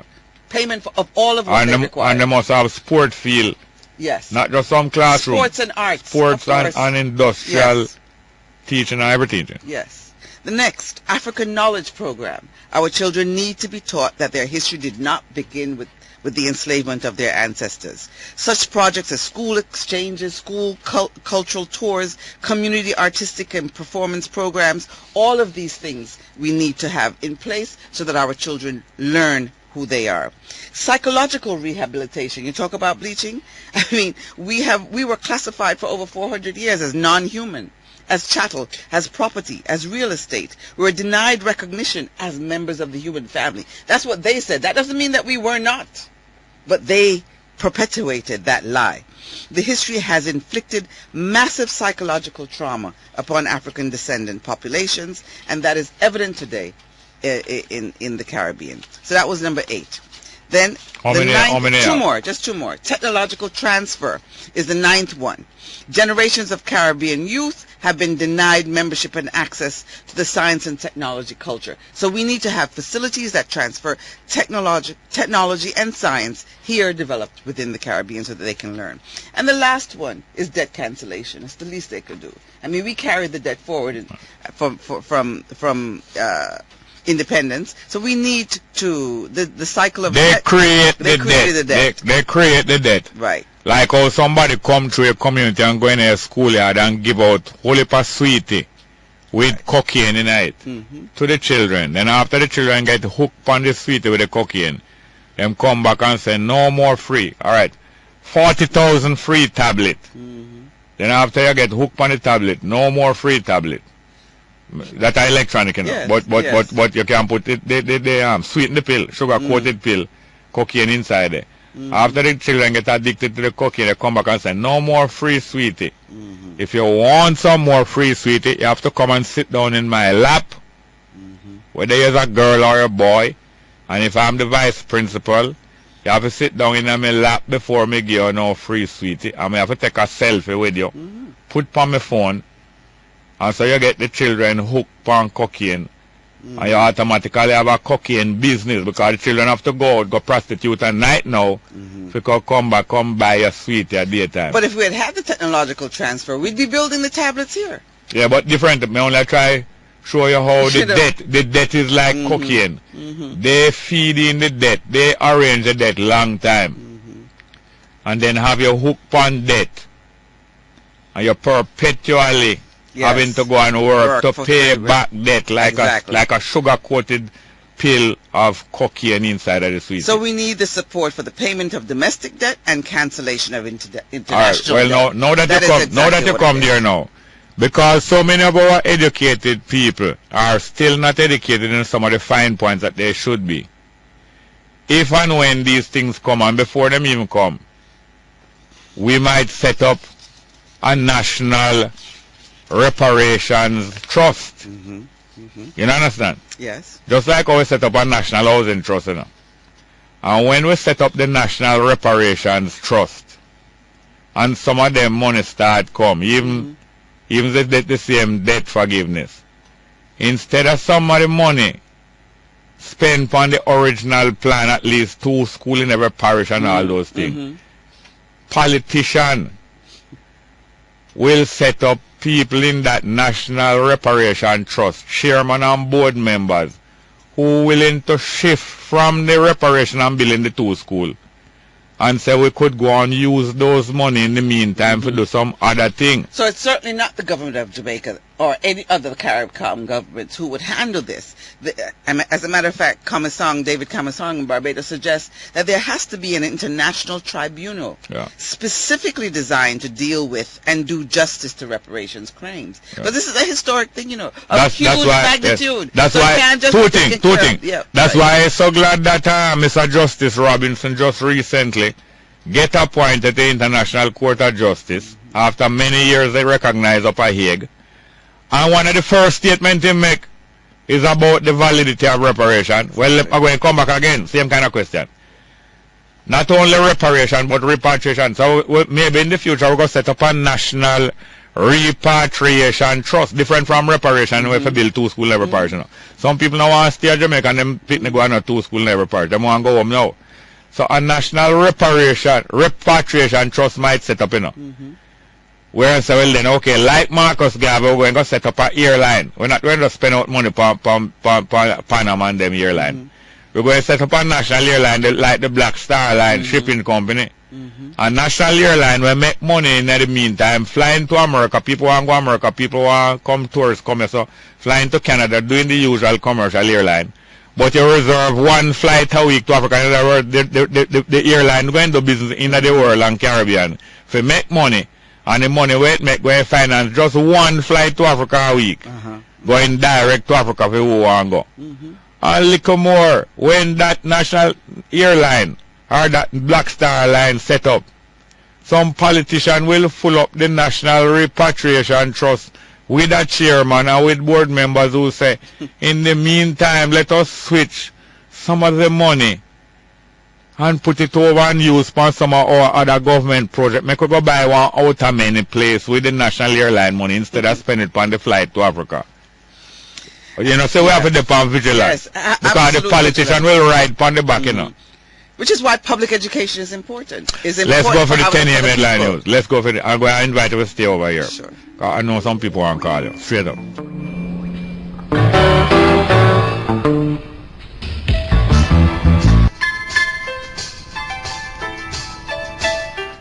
Yes, welcome back to Straight Up. I'm your host, Jerry Small, the 3rd hour of the program, and we're reaching to our goal.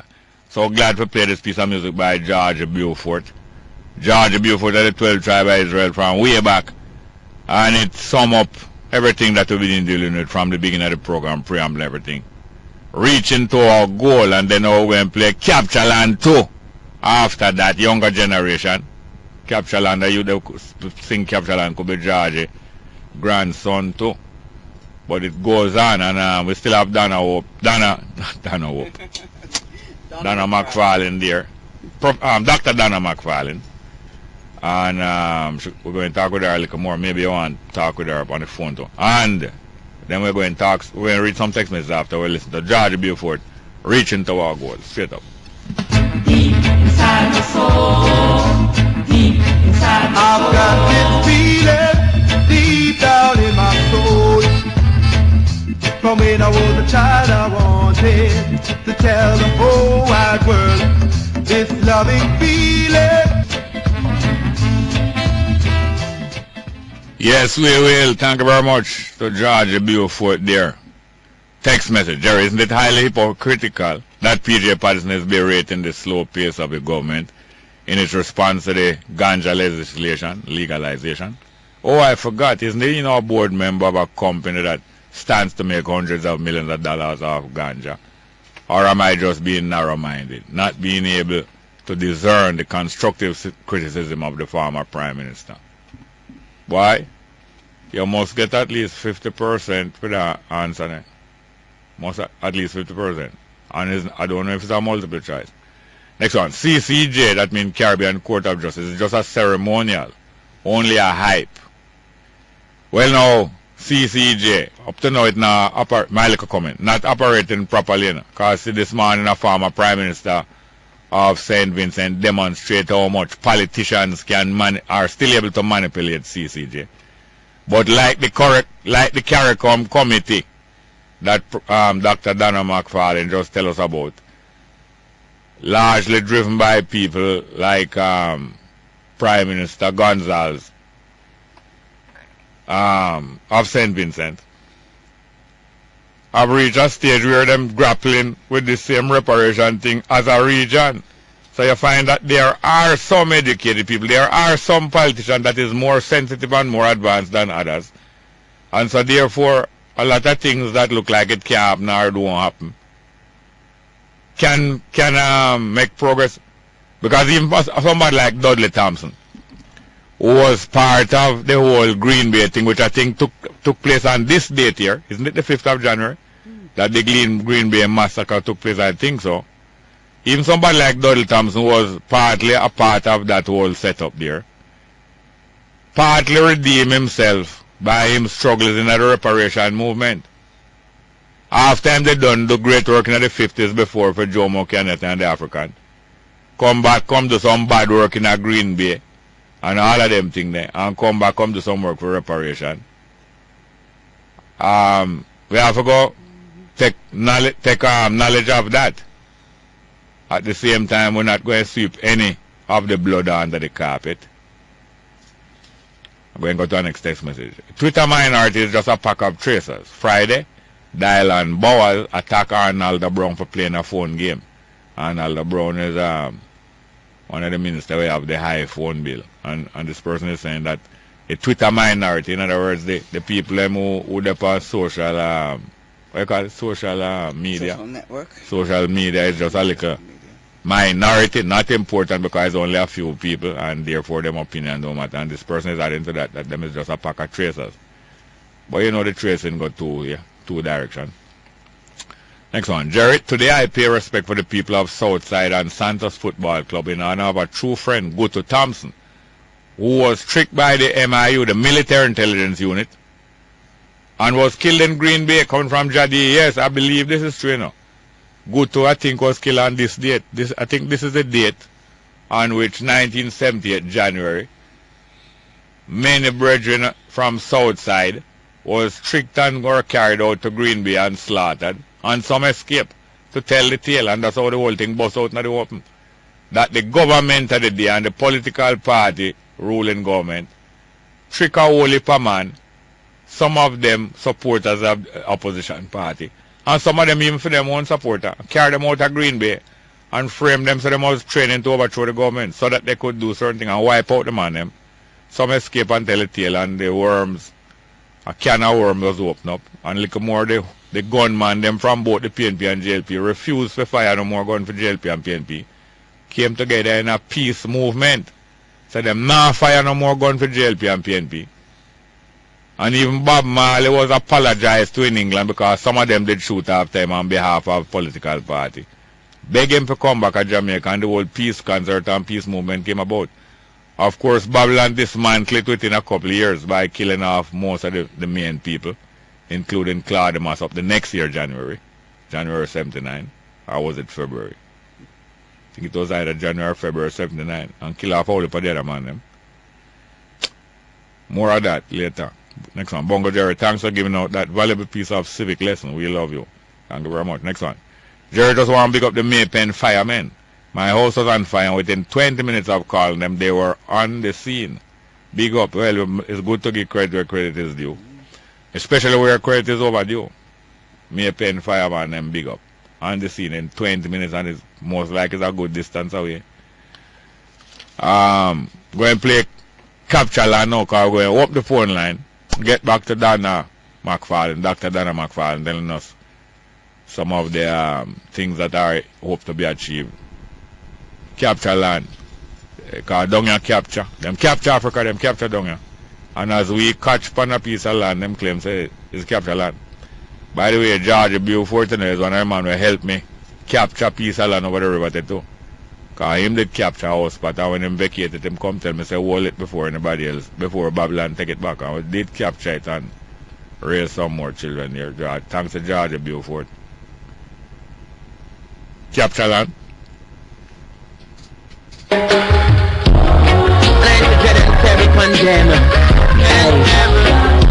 Good God of faith, I have it mercy. I'm Mr. Old Slave Driver. Time is catching up on you. Yes, welcome back to Straight Up. We still have Dr. Donna Mcfarlane here. Good morning and welcome to Straight Up. Hello. Welcome to Straight Up. Go ahead, please. Just to share an idea with you for the Reparations Committee. Yes, sir. Tekla Mcfit. My wife heard Zephaniah, the English black, I don't know if he's of Jamaican ancestry, but rap poet and all of that. Yes. He was talking about a William Turner painting, which really moved him as a child. Yeah. And that William Turner painting shows slaves being thrown overboard at sea. The waves are churning. And the idea my wife has is that this picture should be used in the campaign for reparations, because William Turner is a very distinguished, well-celebrated artist, late 18th century into the 19th century. Well, thank you very much, Tekla. So your Reparations Committee may have a look at that and use it in the campaign against the British. Thank you very much, because in fact what we use now is a coffle, and I don't think it's indicative enough of the suffering of Africans. A coffle. What is that? That is several people being chained together walking. Yes, with it neck to neck. Walking, yes. Well, it's really something over their heads and their feet, and they're walking, and I don't think it's expressive enough. Yes. Shows our brethren and sisters in the seas and the churning waters. I think it will be a good image. So yes, thank you very much. You take hold of that. Sure. Keep it up. Thank you very much. Thank you very much, sir. Yes, good morning and welcome to Straight Up. Hello. There? All right, we have another call, otherwise we're going to run the numbers, we're going to come back. Hello. Yes, sir, welcome. Good morning, welcome. Greetings to you, Jerry and Dr. Mcfarlane. Yes, sir. I was wondering if you guys are familiar with a Ghanaian 14th century king called Mansa Musa. Yes. And his achievements. Yes.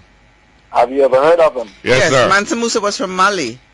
Mali, but I heard that he had done some things in Ghana, and he had a very large empire at the time. Yes, he did. I don't know much more than I saw his name on the Forbes list as being one of the richest men in the world. And in fact, he depressed the price of gold on his... To show that he was, and his philanthropic work and what he had done at the time, which was quite remarkable.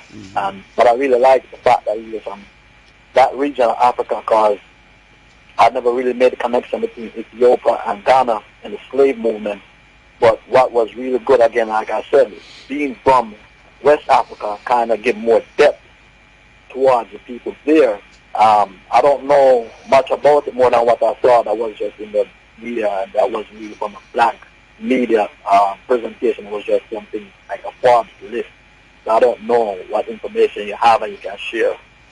Well, Mansa Musa was a king. He actually also... I'm going to listen on the radio. Yeah, but before you hang up. Yeah. Is this our Jamaican shake? Say that again? Is this our Jamaican shake? It could be. I know it could be. Tell us. No, well, the thing is that you need something, you're asking about something that would give like depth and substance to what. No, I'm asking. You sound like the Jamaican sheikh, the Islamic teacher. No, man. No, I thought you was asking. I said, ship. Oh, no, none of that. No, I'm not. I know who you're talking about. I know the So I've spoken Yeah, to him. why is you sound so much? Anybody ever mistake your phone voice with him? Well, I don't call much. Last time I called your program was 2 years ago when they had that, when the government was pulling out the Ponzi scheme with the $44 billion thing. Yeah, listen here. I just saying that even though some of my family tell me sometimes that sometimes I identify some of my callers like Tekla McFet a while ago, and maybe the person don't want to be identified. But No, man. I'm not afraid. No, I don't know that man, that sheep man, him not afraid neither. Yes. Why you sound... Him not afraid neither. Yes. Thank you very much, yes, huh? All right, then, yes. Straight up, yeah. All right. Good morning, welcome to Straight Up, hello.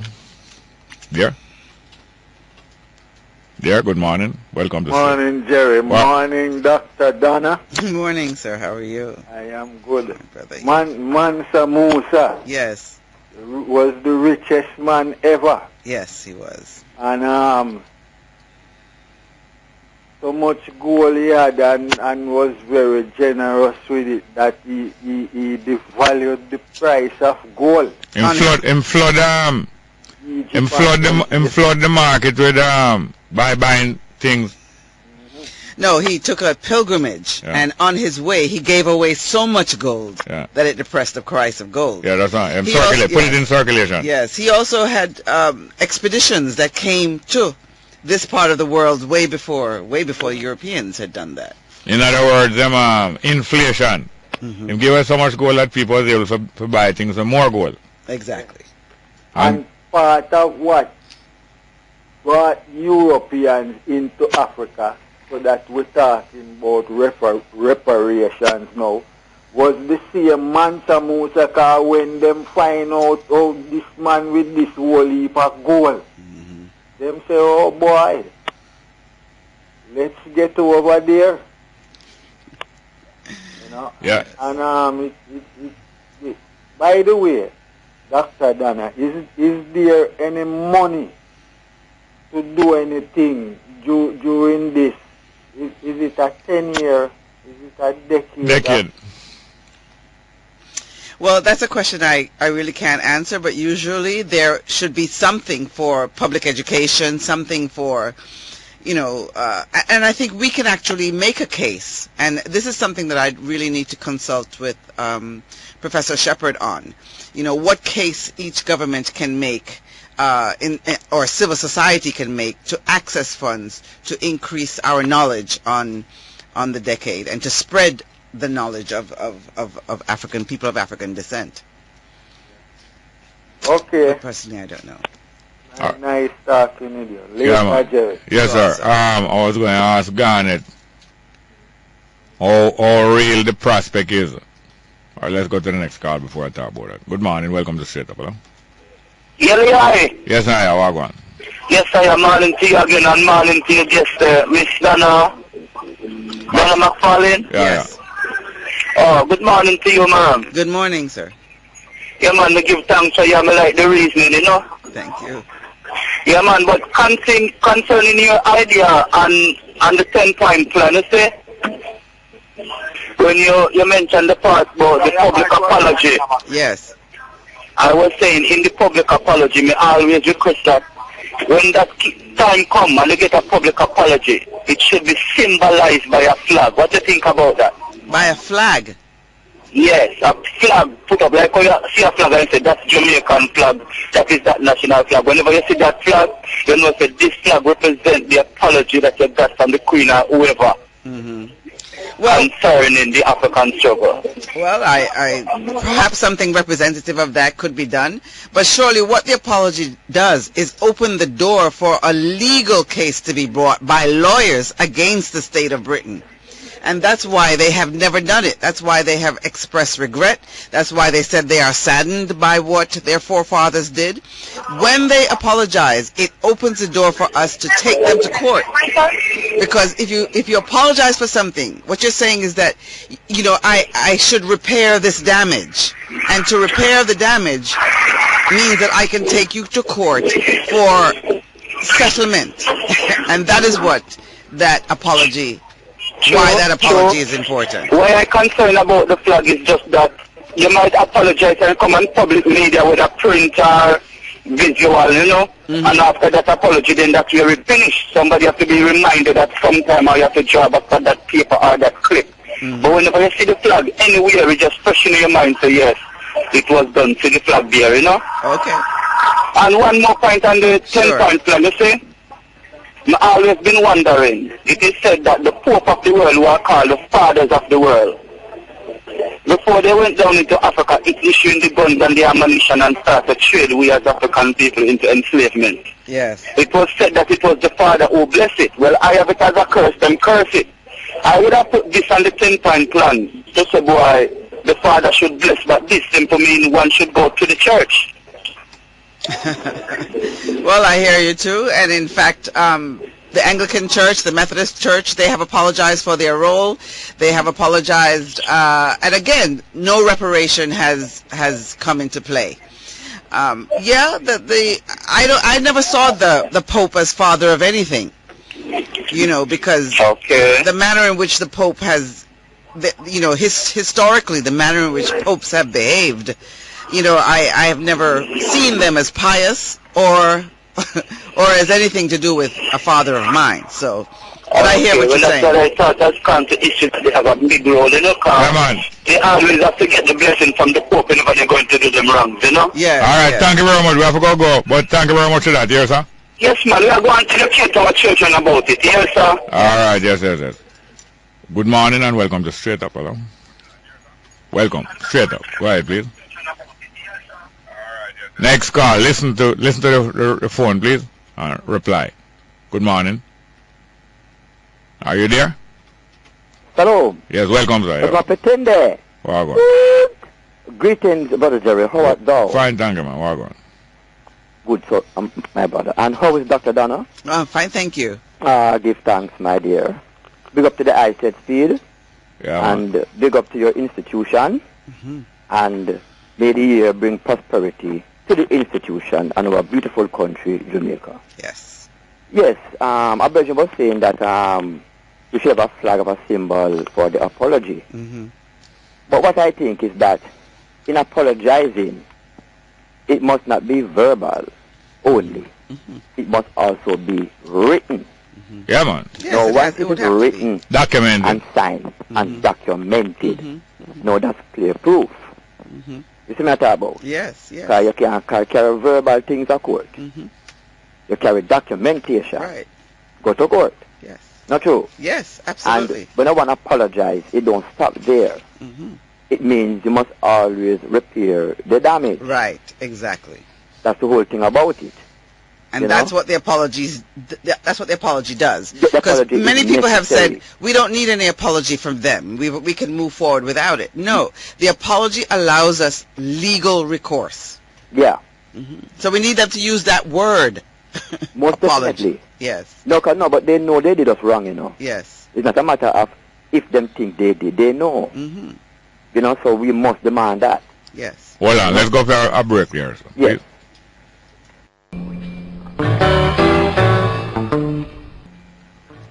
Yes, welcome back.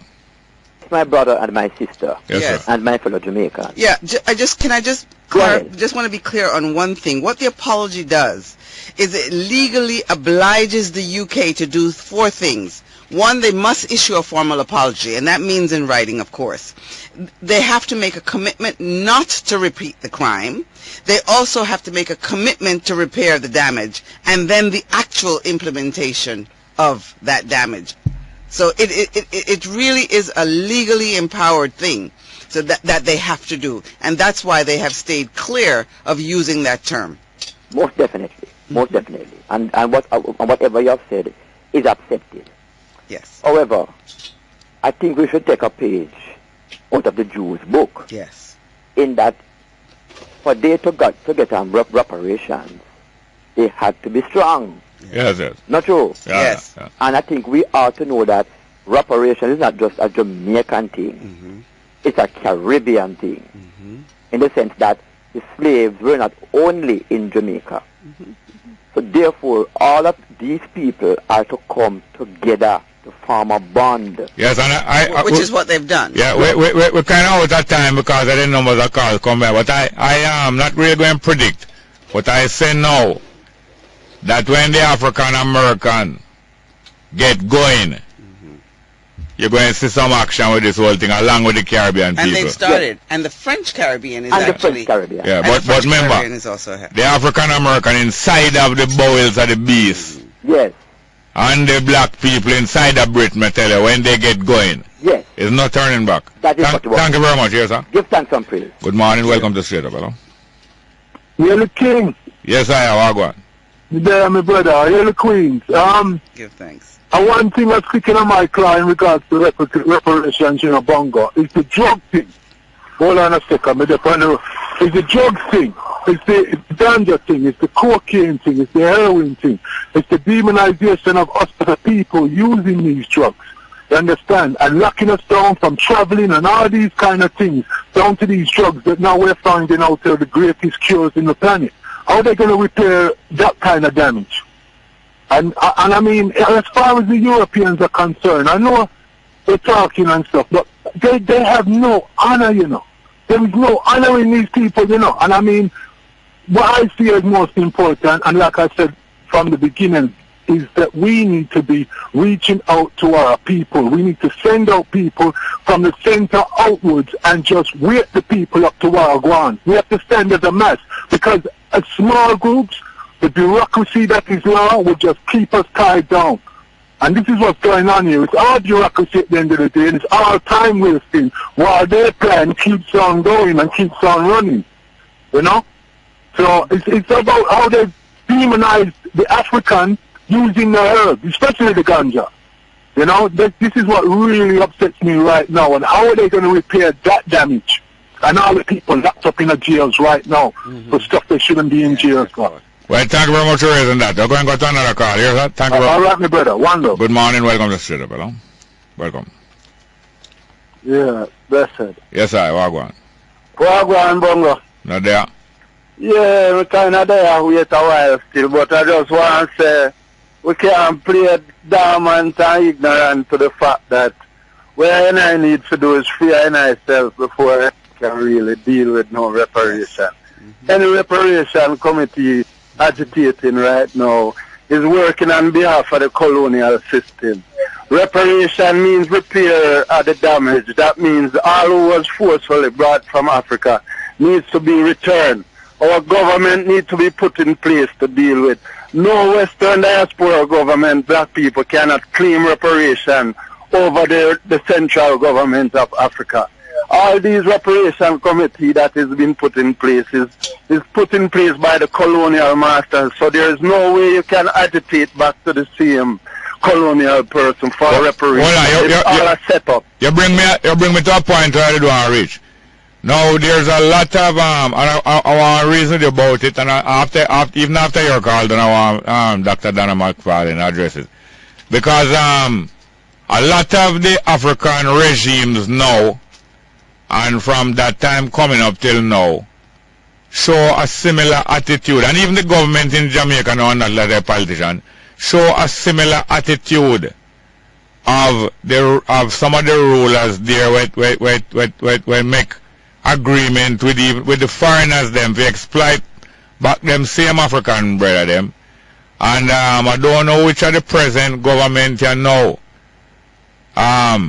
A lot of changes we have to work on to take place before many of those African governments would have stand up in the way where you want them to stand up, and a lot of reconciliation and truth have to take place between we the people them down here where our ancestors them get sold out, and people there, and even a lot of reconciliation will take place in between the African and the Jamaica and other sets of African like the Maroon and so on. You're absolutely correct. I want you to call response to that. Are you there, sir? I'm not there. Step? Yeah, go ahead. We have to repair ourselves. There's no doubt. A critical component of the campaign for reparations is our own inwardly directed repair. Yeah. Our psychological, our cultural, our spiritual repair. And it is that kind of work that we have to do through public education. Because I think if we knew who we were, if we were taught who we were, if we were reminded who we were, then we could stand up strong and therefore state a case for So reparation. which government in Africa now? Just like how the call and many people are skeptical, and me myself for decades, I have been skeptical of many of the people who I saw coming into the reparation debate in the 80s and 90s. Skeptical because, and even up to, down to the very Prime Minister of Jamaica recently said in the presence of members of the royal family that she not business with no reparation. That's why I say people have to be so skeptical. At the same time, which government in Africa now, how many of them, which of them is at a stage where they would or could stand up for the African people Every internationally? single time we raise our heads in Africa, they chop it off. Yeah. Every leader that has come up, they kill them or they co-opt them. So we really are in problem. Look at Mo Ibrahim from Sudan, who gives $5 million and $200,000 annually to any African leader who, upon demitting office, have left their countries better than when they came in. Yeah. He has not been able to give that out for the last 5 years. So what I'm saying is that what we have got to do as civil society, as the people, we have to arm ourselves with knowledge and begin to make we have to begin to make a difference. We have to change our leaders according to our own transformation. Hold on. So if we don't transform, our leaders will never transform, is the point. Since even before independence, and especially after so-called independence in Jamaica, various political regimes of both political parties have further subverted the integrity. When I say integrity, I don't mean status or honesty. I mean the completeness of the Maroon territory and of the Maroon autonomy, so that them have Maroon colonels and senators who represent the party, them PNP and JLP, more than what they represent the Maroon. And similarly, there's a need for the reconciliation between the Maroon and other Africans because of some of the activities of the Maroons in previous time. There definitely is that, because even so you have never got involved in any of these discussions. I haven't, but I have a point about it, because even and the point that upsets me is that even after the dissolution of the inhuman system of slavery, where the use of Maroons as the local police force was entrenched, even after that, with respect to Paul Bogle, the Maroons still played a role. Now, I don't understand. I just do not understand. Not all of the Maroons, but some but some of them. So we have got to face that history and talk about that history. Nani Mufar, she refused to be part of that. Then if we're talking about that, then how is it that we're not correcting the Prime Minister in our opposition session of business reparation? How come? Well, she has said several things. She has made several points. And one of them was that she was, because this is not. That she was what? That she is in that she is in favor of it. I mean, after all, the Jamaica National Reparation Commission comes under the Minister of Culture, Youth and Culture. Yeah, but many things part of her cabinet. But many things come under the Prime Minister and different ministers, and them don't know nothing about it. And so them have no knowledge of it, like housing trust. Just like how she have no knowledge of the housing trust movement. I same way these things are supposed to come under her and come under the Minister of Roots and Culture, Lisa Anna. And when sometime them not have no knowledge of it, and next time them no business. But what her statement that she not business with no reparation was most damaging. Therefore, just like the British government, she have a duty to apologize for that. Not just a statement say she changed her mind and she no have apology.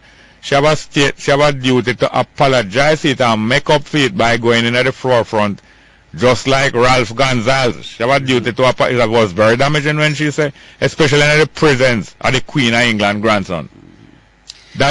She have to make up for it just as much as some of them are own territory. And what do you think about that? Yeah, I think our own internal repair is necessary across the spectrum of Jamaica. You know, and hopefully, as I said, it has to come, if it will come from us. Once we know and learn, and once we believe that we are deserving of this, we civil society can push the politicians in a particular direction. Until then, perhaps, you know, they'll flip-flop on it because they themselves don't completely understand. Then what happened to the Garveyite? What happened to the Garveyite politician? Ma'am? The Garveyite politician? Yeah. If you have politicians who are Marxists, yeah, and you have politicians who are capitalists, what happened to the Garveyite politician? I don't know. I mean, I remember once Professor Rupert Lewis actually asking, you know, who's chairman of Liberty Hall, actually asking which of our politicians, you know, are really, you know, no, not what the two parties steeped in. No, the two parties. No, no. The two parties them represent. One represents socialism. Next one represents capitalism. But I don't know if that is so we can't so look to anymore. them. I don't think that is so anymore. Yes, but them is definitely their own self-interest. Yeah. They are our interest group. But what happened to the African-minded people, the Garveyites, and so on? I don't know. I mean, I don't know. We must demand representation of them. We must. Let's go for a break. Let's go for a break. Demand. You know, civil society has to demand. Yeah, welcome back to Straight Up. I read some text messages. First one. Good morning, Jerry. A prosperous new year to you and your family. Also to the Young's family of George's Plain, which is coming from Miss Pineda. Yes, man. My greetings also to the Young's family in George's Plain. Part of my family too. Next one. Jerry, the Minister of National Security is monumentally effective and should resign. The number of killings in Westmoreland alone dictates that he should. Obviously, police cannot protect the free citizens, so more firearm license and surveillance cameras are rationally needed among the population. Coming from Copeland in the South. Next one. Slavery was a good thing. That's why we are here in Jamaica. You hear what that person said? Slavery was a good thing. That's why we are in Jamaica. So you know that is a slave talking. That's a slave talking. That's like cancer. Cancer would say, cancer is a good thing. That's why we are here in your body. And they are so glad to have your body to survive in. Cancer love your body. So it is, this person says slavery is a good thing and love being in Jamaica under slavery. I wouldn't blame them neither, because cancer says cancer is a good thing. Cancer is good for cancer. Next one, Jerry, that's propaganda. White people didn't capture black in Africa. Black people captured and sold their enemies. Yes, this one coming from far out. Black people captured and sold their enemies. A certain number of black people did do that. And how the white people capture the blacks in Africa? How them get them?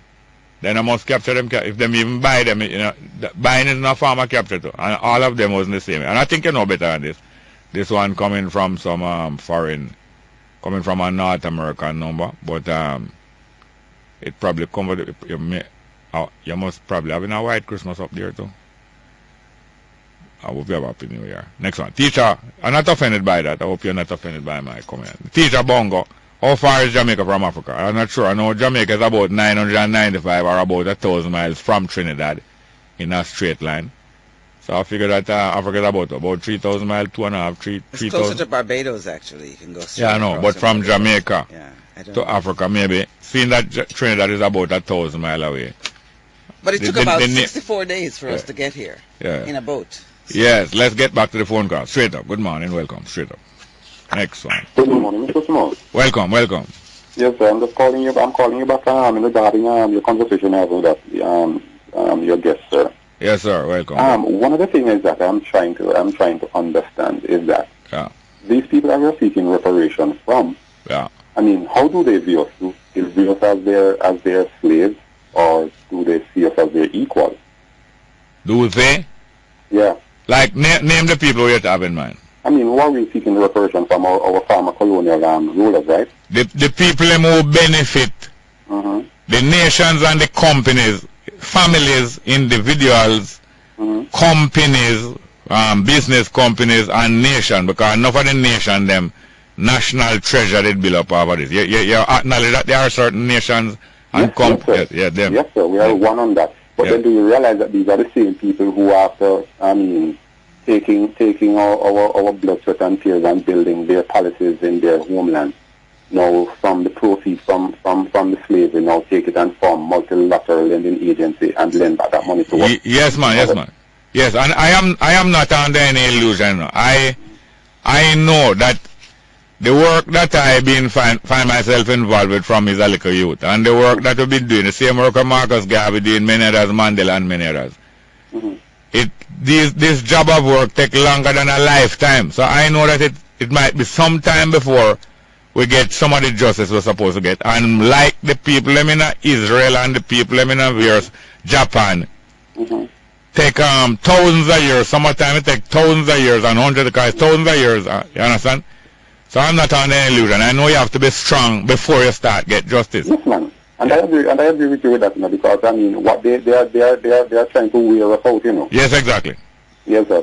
So in my thing, sir, I mean, I heard you make some points earlier, and one of the things we need to understand is that the colonial masters, they were the ones who set the rule by which we play by. Yeah. So when you really come down to it, are we really independent? No, but we know that's what I'm saying. We know that the existing regimes in Jamaica and many other places, they have been installed from 1962 because they were trustworthy to these people.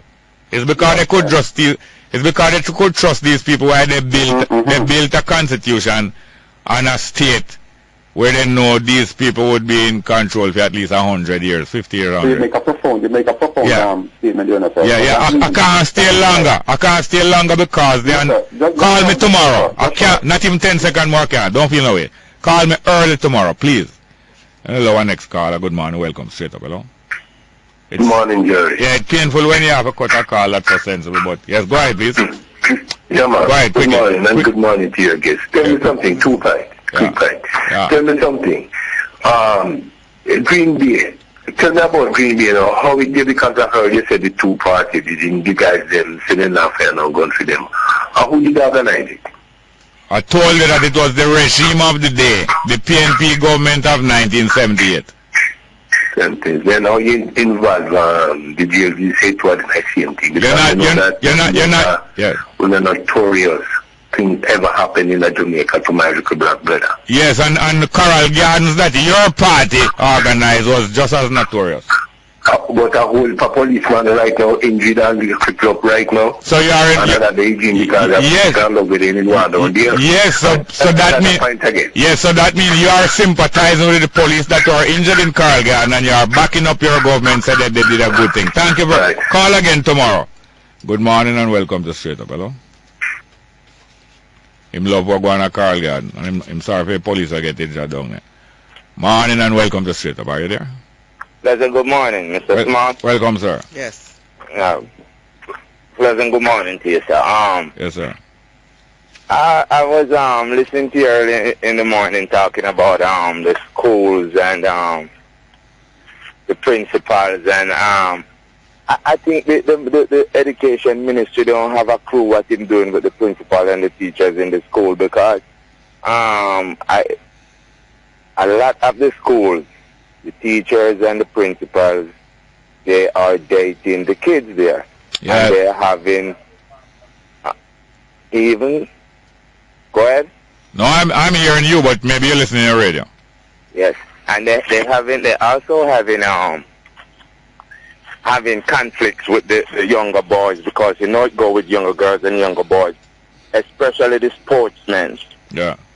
It's been a big problem in schools. Yeah. And I think the Minister of Education need to put some secret investigator to watch a lot of these teachers that the children are going to school to. Yeah. Because not saying that you don't have good teachers, but a lot of them in the system are abusing the kids.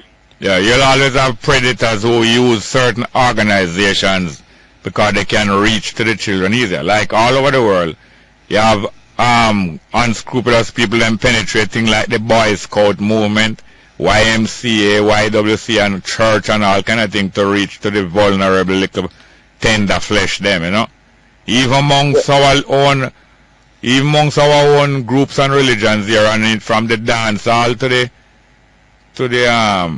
the rum bar to the herb camp. People use all kind of thing. But thank you very much. Listen. It is the parents and the people in the communities have to be protect over this thing. Ministry of Education alone can't do it. Parents, Parent Teacher Association, citizens. But call again early next time because time run out. Thank you very much, here. All right. Thank One more before the straight up. Welcome. Hello. Welcome. Hi, Jerry. Good morning. How are you doing, ma'am? Not too bad. I just have a problem with my throat, man. It's the dust and thing, and it really get to me. Yeah. But I want to tell the lady she came for her passport, and quite a lot of people come for them documents. Yeah, that's great. I just want to say to you, Jerry, and your team, thanks because you give me a little opening so they could come and pick up the things. Yeah. Another time I need to talk to you about our job, the workers, the attitude. We need to train a whole heap of people back again. Not because there may be street sweepers or mason or mechanic or tiler. Yeah. The indiscipline and the lackey and the lateness and the attitude that they have, Jerry. All right, you what I want you to do? I want you to call me early tomorrow and give your throat a rest. Yeah. Tonight. Not too much kissing. Or not kissing, clear off. Not too deep. Hello. Thank you very much. Goodbye. Hold your tongue, please. Good morning and welcome to Straight Up, hello. Good morning, Jerry. How are you doing?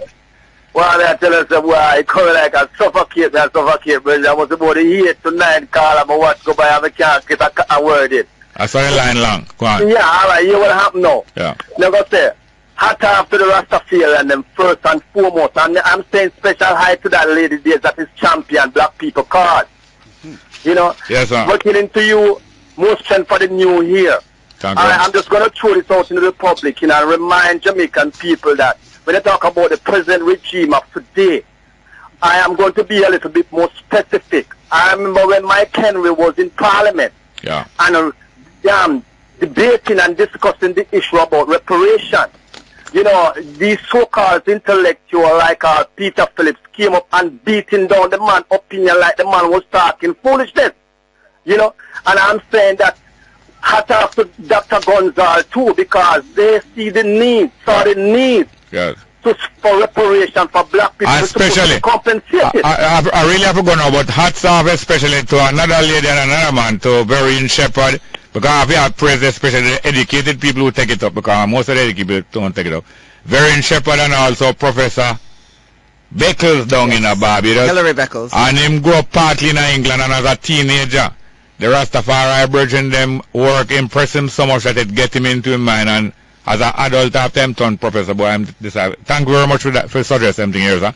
I want to thank you, and I want to producer Tanya Richards, production assistant Shoshana Daly, and Kevin Williams, our technical operator. My guest, Dr. Donna Mcfarlane. May I play this little piece of Queen Africa Affairs. Linus on the right. And look for us throughout the year, throughout. You're welcome anytime. Public Reparation, welcome, Public Commission, all everywhere. Are you ready? Are you ready? Are you ready? Are you ready? Are you ready? Are you ready?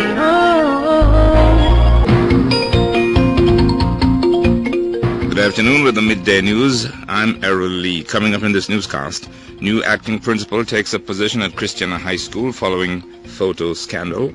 Jamaica Brawlers warns Jamaicans not to expect reduction in energy costs to be reflected in the price of chicken. Jamaica Used Car Dealers Association calls for reduction in duties on imported cars from Japan, and teenagers held in connection with murder of former matron in Trelawney to be charged today.